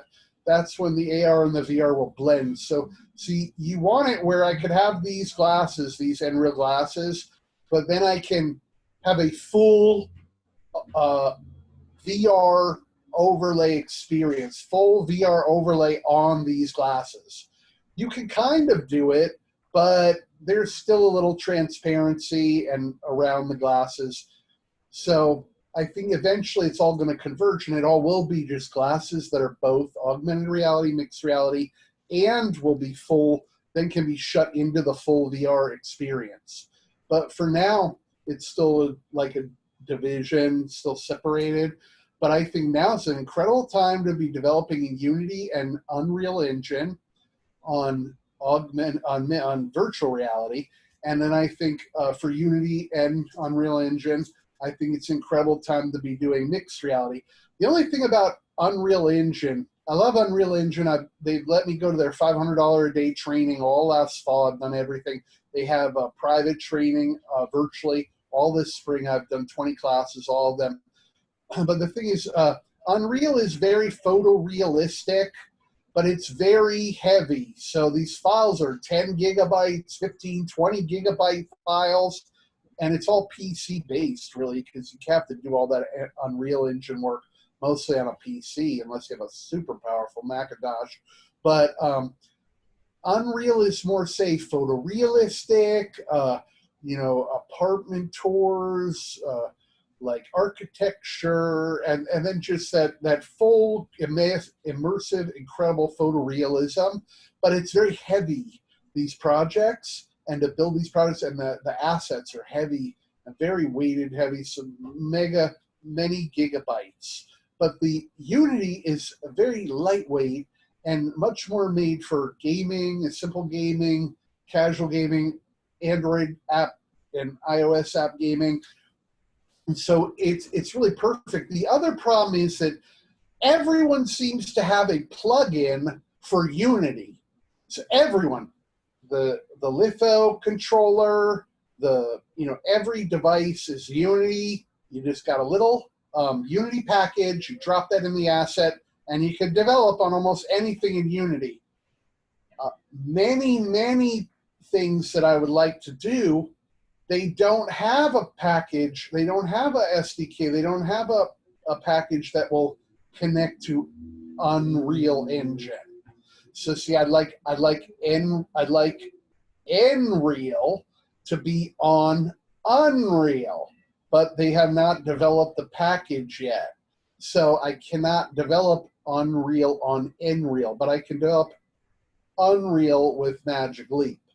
So Unreal, I love them a lot, but they need to start working with developers more to allow to have a package, a SDK connection, so that more people can develop with Unreal. And they also need to make it more of a lightweight system, because I mean, just to open some of these 15, 20 gigabyte files, you could be sitting there for 5-10 minutes and the project won't even open. So Unity definitely has an advantage, and it's much easier. You can just jump right into Unity and you can create, and there's all these SDKs for Unity and all these packages. It's just so simple to develop and build on. And so I would definitely suggest everybody go pre-order a developer kit for $11.99 and let them know I sent you, and wait a few days, and then I would get the package, the SDK little Unity package, and then I would watch a couple videos up on YouTube on Nreal, and I would definitely make a quick experience, and I would send it to the Nreal people, because they're going to give you free press and marketing and showcase that for you. And then once the App Store opens and they start selling apps, which they haven't even done yet, and Magic Leap's done that for almost a year now, but there's very few for sale. And it's like, there's the poor, I mean, I just don't understand. You know, it's nice, this whole feel good, and we want to have these little soft, cutesy games. And I mean, but here's the deal, right? So an example is Magic Leap. We got Magic Leap, came out with Star Wars ILM and a Porg game. Stupid and boring. you got this porg, you feed the porg. It's the stupidest thing I've ever seen. A 15-year-old kid made a lightsaber.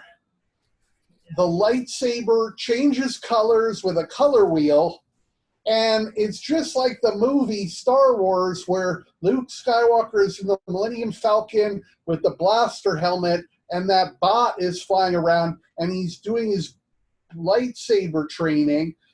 And this kid, 15-year-old kid, made that entire thing. So you have this robot flying around shooting at you, and you deflect it with a lightsaber and all the sound and everything. And that's up on GitHub. And he did that like 3 years ago. That should have been what ILM and Magic Leap sold. That they should have sold that lightsaber experience, not you feeding some porg. Then they had like Rockstar Games or another giant game company.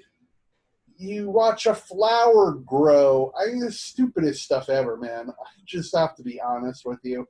Like, you got to have good apps that are fun that people enjoy. Now, you do have Weta, and Weta came in with Gordbort, and that's a good game. It's a good shooter game, and that's where I could have got all those million units sold because they could have gotten them to the gamers. And then Gordbort came out with a really cool test version, which they never released yet, where you could swap people's faces. That would have just, I mean, I don't think that's out. I really don't think that's out yet, but that would have been absolutely incredible if you could play that shooter game and you could swap your face and play with other people in multiplayer. That would have really taken off.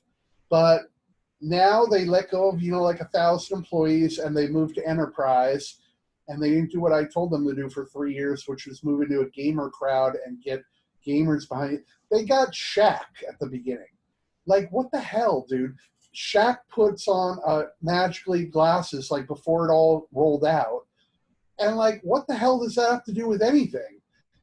I love Shaq, but, like, Shaq shouldn't have been selling that. I guess the reason why they probably got Shaq was because they made a deal with the NBA, and then they have the NBA where you can watch, like, say NFL, you can watch NBA 3 or 4 games at the same time with an augmented reality interface. But, the glasses get warm after wearing them a while, and they're the prototypes. So we can expect something maybe even better than Unreal, maybe just real glasses that are that Magic Leap 2, the ML2s, but those might not come out till, mid-summer next year, if not December. And then they may just be, they're just going to be a second prototype. They might not even be sold. So I wish it would happen sooner, and I wish all this adoption would change, but it's still sadly going to be till 2025 or so when more people will be dropping the phones and they'll only have the glasses of their phone, and then it's going to be 5G. What I really don't understand is Snapchat. Snapchat's right here in Venice Beach. They own like all of Venice Beach, basically. They bought up all the real estate on the boardwalk, as a real estate company. Snapchat has those 1 or 2 versions of those glasses. I just don't understand how they have that stupid glasses that don't do anything when they have the apps that do everything and everyone's using. So Snapchat needs to step their game up and really put out some real damn augmented mixed reality glasses like Unreal has now. And they need to do that within the next year or 2, I'd say. And then there will be a massive shift because they're already adopted and adapted to this mobile phone AR screen. They love those filters. Millions of people love those filters. But it's a whole world of experience when you're seeing it through the glasses and not seeing it through the hand. So thank you so much, Dominique, for allowing me to have the time to speak about my interest and expertise in what I see in augmented and mixed reality and technology. Yeah, sure. Yeah, welcome to connect with Cleve on LinkedIn, and I think I put the LinkedIn, your LinkedIn profile on the chat. So yeah, I will upload this video to to the YouTube channel, and I will send one for you. Yeah. There was one more question. I got to look it up the whole Yeah, yeah, sure.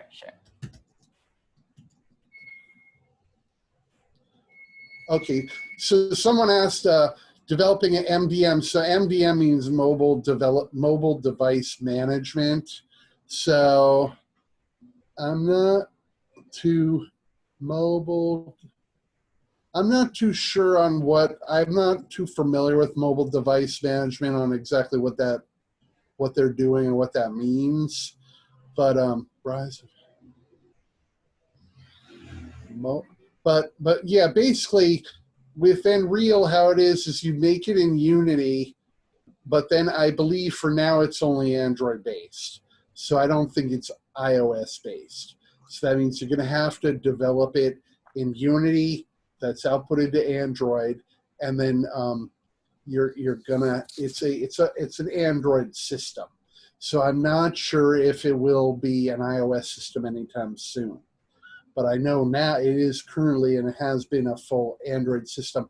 And that's the beauty of it all, and how I envisioned and how I wished it for the people, is that you have a low price point of $4.99 for the glasses. That'll come out, say, within a year or so, by Christmas, hopefully. It'll be the big carrier by like T-Mobile.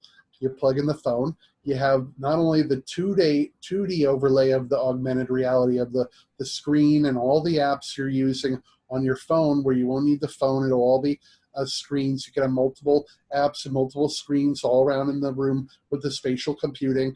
But then you're also going to have all these different apps being developed: games, entertainment, media, technology, and any kind of a use case. You could have multiple screens for stockbrokers. People are using it for surgery in the medical industry.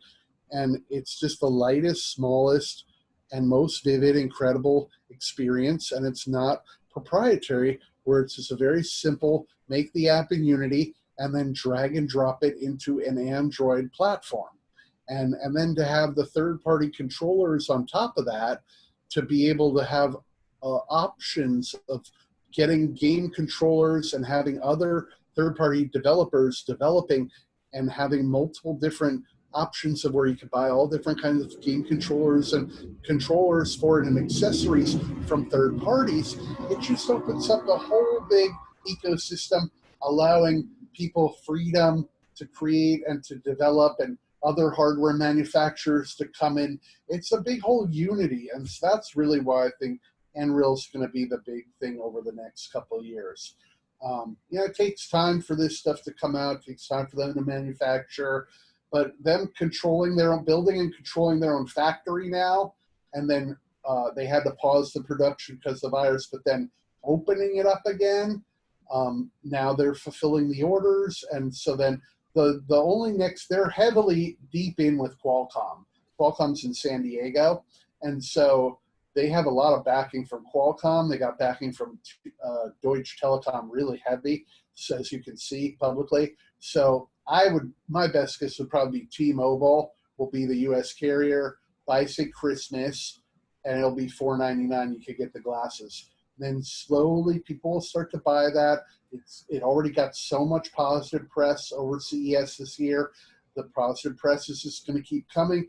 And they're going to say, okay, we got Unreal 2, and that's coming out at Christmas of 2022, and the whole phone is in the headset. You don't need a mobile phone anymore.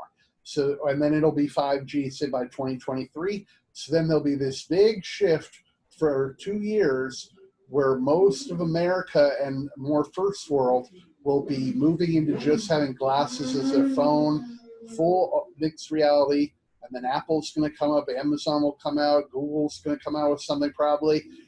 But then, of course, phones are never going to die because there's 8 billion people in the world.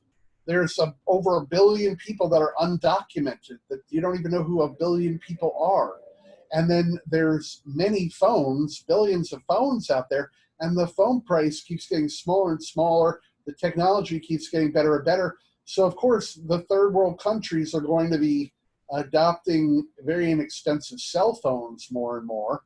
But I believe that the mixed reality is going to grow very rapidly in a couple years. However, as far as like the televisions disappearing, I can see there's going to be more circular amphitheater type arenas, and then with the holographic and augmented reality projected in the center of all that. That's kind of more of what I envision in the future when people come together. They'll be coming together more of like a circular amphitheater into a central, instead of as we look on a flat screen, a 2D screen. I mean, I cannot even believe that for 100 years, people have been looking at a flat 2D screen. We are three-dimensional, and we look and everything is three-dimensional space. But we've been filming in 3D objects that are shown then on a 2D screen, which is absurd at this point. And even 3D film movies never really even took off. But I know that when the characters, and let's say the Disney characters that magically, if I could have Disney and Unreal, I could have in Unity, I can make an experience, go into the app, and okay, here's the movie, watch the new Disney movie. Then they have the big Disney movie.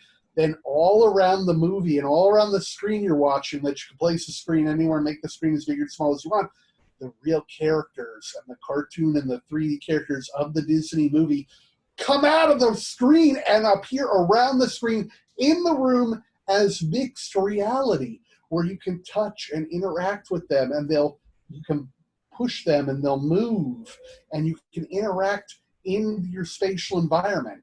However, because of the coronavirus, I think that VR right now may surpass AR, even though I hope that AR was going to surpass VR, just because people want to get out of reality now. And so I think VR is, for the next couple of years, may surpass augmented reality, but then augmented reality will have enough in the AR where they're going to be able to do a full VR overlay. Good. So then the AR glasses will be a hybrid combination of AR and VR. And then everyone's going to start having these, and then the cell phone will start becoming a tool of the third world and the second world, not the wealthy people and the people that are, in the first world are going to really want a cell phone anymore, because they're going to want the experience of the mixed reality. They're going to want everything in a simple pair of glasses. And then that whole, what everybody's been used to for 10 or 15 years now of looking into this phone, which is a bad thing, is going to change. And so I'm really excited about when this comes about. So we're really the pioneers still and at the forefront of a massive shift. Now, the TV screens, like the flat screens, are getting so cheap. Samsung 50-inch screens, $350 for UHD. The screen price is going to keep going down. But then I think there will be some sort of a transparent screen and display that can be projected on. But ultimately, it's all going to be probably holographic without even glasses soon. So that's where you have to be careful that if you invest too much in the glasses systems and the hardware, that there may just be light projected visual holograms. And I saw that they showed that with their whole light sensor system with Sony. So I went to CES, and it was like a little box you looked into, like a little diorama, like a shoebox. And then you saw a whole kind of three-dimensional space, a three-dimensional scene there. But it really wasn't there. It was all projected with light. And it kind of looked like a Nintendo 3DS, where you had the screens, or like the old viewfinder. But it wasn't that, because there was no glass in the middle of all that. It was straight being projected as holograms. So soon, and then I saw a lot of things. I saw a lot of things at CES Innovation that to this day, since January, no one's. I saw hundreds of products in consumer electronics innovations from Germany, Japan, Korea, and France, primarily that, I mean, will blow your freaking mind. I went around for 4 hours. At first I was like, okay, let's talk here. What's your thing? Oh, well, more than one were companies out of China that had very thin little strip band here, and you put it on your head and it read your EEG, right? And then it was more of a meditation tool. So you have an app and you can work with your brain waves. And so that leads into what interests me, which is mind control and thought control, and being able to control devices and communicate through your thoughts through the EEG sensors. But then just now I turned on the TV. Not only in China are they doing all the social credit, all the AI, all this and that, all in the classroom with the AI and the machine learning and all the things I'm doing, which is I'm doing AI, machine learning, edge, which is production, which is real-time computer vision, which is even offline. So I've created apps where I have a web camera, like an Intel RealSense depth camera or just a normal Logitech Brio 4K camera. The web camera, you got a Raspberry Pi 4 gigabyte, and you have the Intel OpenVINO software. So what you do is you make a simple app, which is in like Python or C++, and they give you a lot of templates anyway. But then see, Intel has hundreds of pre-trained models. So when people hear about machine learning, over the years, all they're really talking about is the training of the learning. So how to train the machine to recognize what a bottle is, what a watch is, what a human is, what a face is, body pose detection, all that. So the last few years, when people talk about machine learning, they've been talking about, okay, well, so we're going to go into Google Cloud or Azure, and we're going to open up a Jupyter notebook, and then we're going to go and we're going to type all this code, and we're going to bring in TensorFlow, and then we're going to show it 1 billion or 1 million images of what like a bottle looks like, and then the machine learning will do all this iteration in the cloud, and then it will make a model, and the model will know what a bottle looks like or what a face is, right? So this is like what everyone's been talking about for like 5 years on machine learning. They've been talking about training a machine learning model. Now that's just the start of it all. They are just starting to talk about, they don't even talk about this stuff in the news, is the production of the machine learning in the real world and the use cases. And we're talking the production in real time and the machine learning real time offline. So the thing is that before, you'd have to basically bring an image in or a video in through the camera. You'd have to send it up to Google Cloud or Azure or AWS. They would do the compute of the machine learning up there and say, oh, that's a face. And then it'd come back down to the app. Well, about 2 years ago, Intel opened up Intel OpenVINO toolkit. So what that allows me to do is that allows me to choose a framework like TensorFlow or different machine learning frameworks. And then it allows me to get pre-trained models. So Intel has over 50 pre-trained models. Now a pre-trained model, all a pre-trained model is basically 2 files. It's an XML file and it's a binary file. Those 2 files are in a folder. And that is less than, 10 megabytes, basically. Well, that isn't the entire brain. That's the pre-trained model.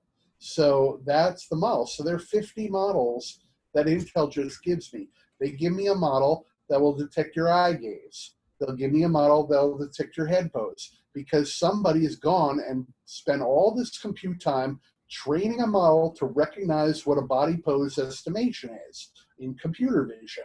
Head pose, body pose, human pose estimation, emotions are the best. I can turn on a web camera and it can in real time detect all your emotions, if you're happy, if you're sad.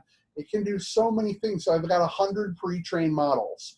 So you take a pre-trained model, like a head pose detection, You make an app that, you know, that does the inference of that. And you do that, and then you turn it on, you're doing the inference in real time. But the thing is, you don't need the cloud. And it actually speeds up the inference. And then there's the neural compute stick too, which is a USB stick, which is like it's like a big graphics card in a little USB stick with a computer graphics, computer vision and deep learning engine inside of the chip that allows you to speed up the inference processing.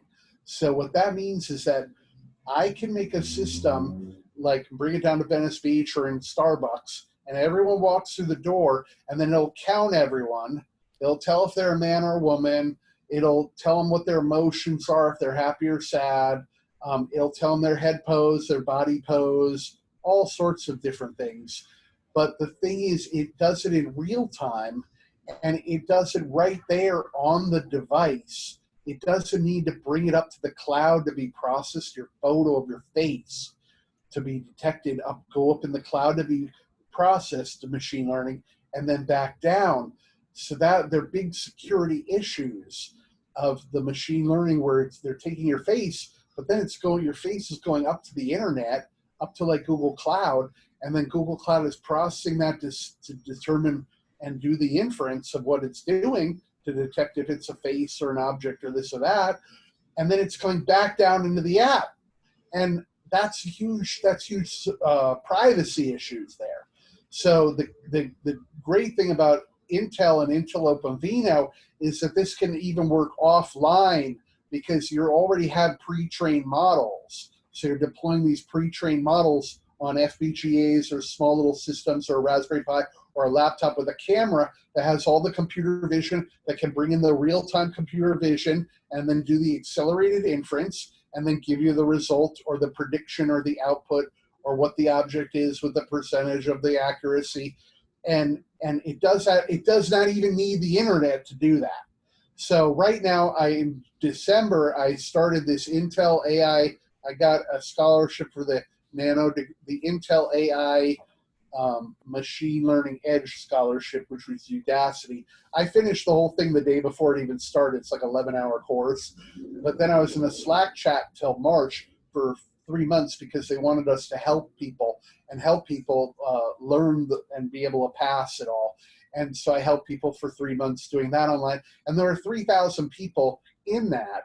But then they chose 900 people to get the full scholarship nano degree, which is worth like $3,000 to $5,000. So I got into that now. So for the last 2 weeks, I'm in the full nano degree. It's the first ever. And they've only had this Intel OpenVINO inference system for it's only been around for like 2 years now.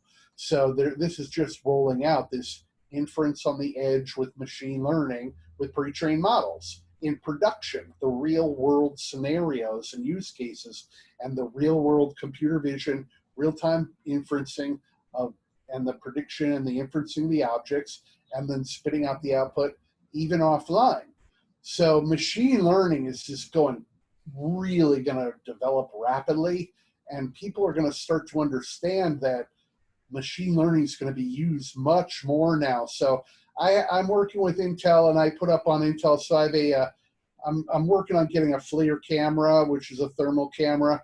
But to get the real one that accurately detects your temperature accurately, the cheap ones don't work. You got to get at least a $10,000 camera. So I'm working on getting a camera and then doing a real-time machine learning system with that. And then I have another one for distancing people and broadcasting. Then I have another system for drones and broadcasting for people to social distance and AI with the drones. I'm working with DJI, and I'm using their new drone. The drone technology has gone crazy, man.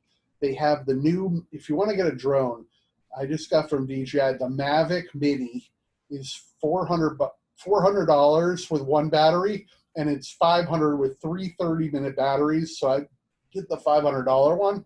But the drone technology is so advanced now, it's insane. Like I got an AR Parrot 2 like back in 08. It's been over 10 years. The drone flies so smooth and easy. It's just amazing.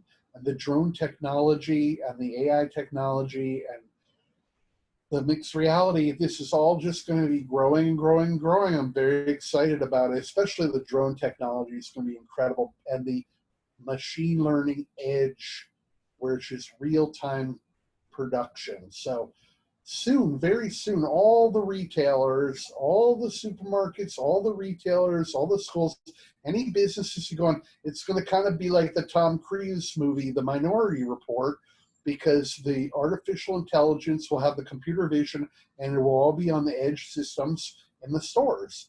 And so all this machine learning and computer vision is going to be rolling out heavy over the next 5 to 10 years, especially with this whole coronavirus. So it's sad because, you know, I wish I go to hackathons, I go to events every week, I go to Google. I'm allowed to personally co-work in YouTube at the YouTube space, so I can go there and basically work there like we work, but for free. And they have like a barista, coffee shop for free and all that. But all that's been closed down now, and all these places, all these events, all these Hollywood events, technical events, hackathons, everything's moved online.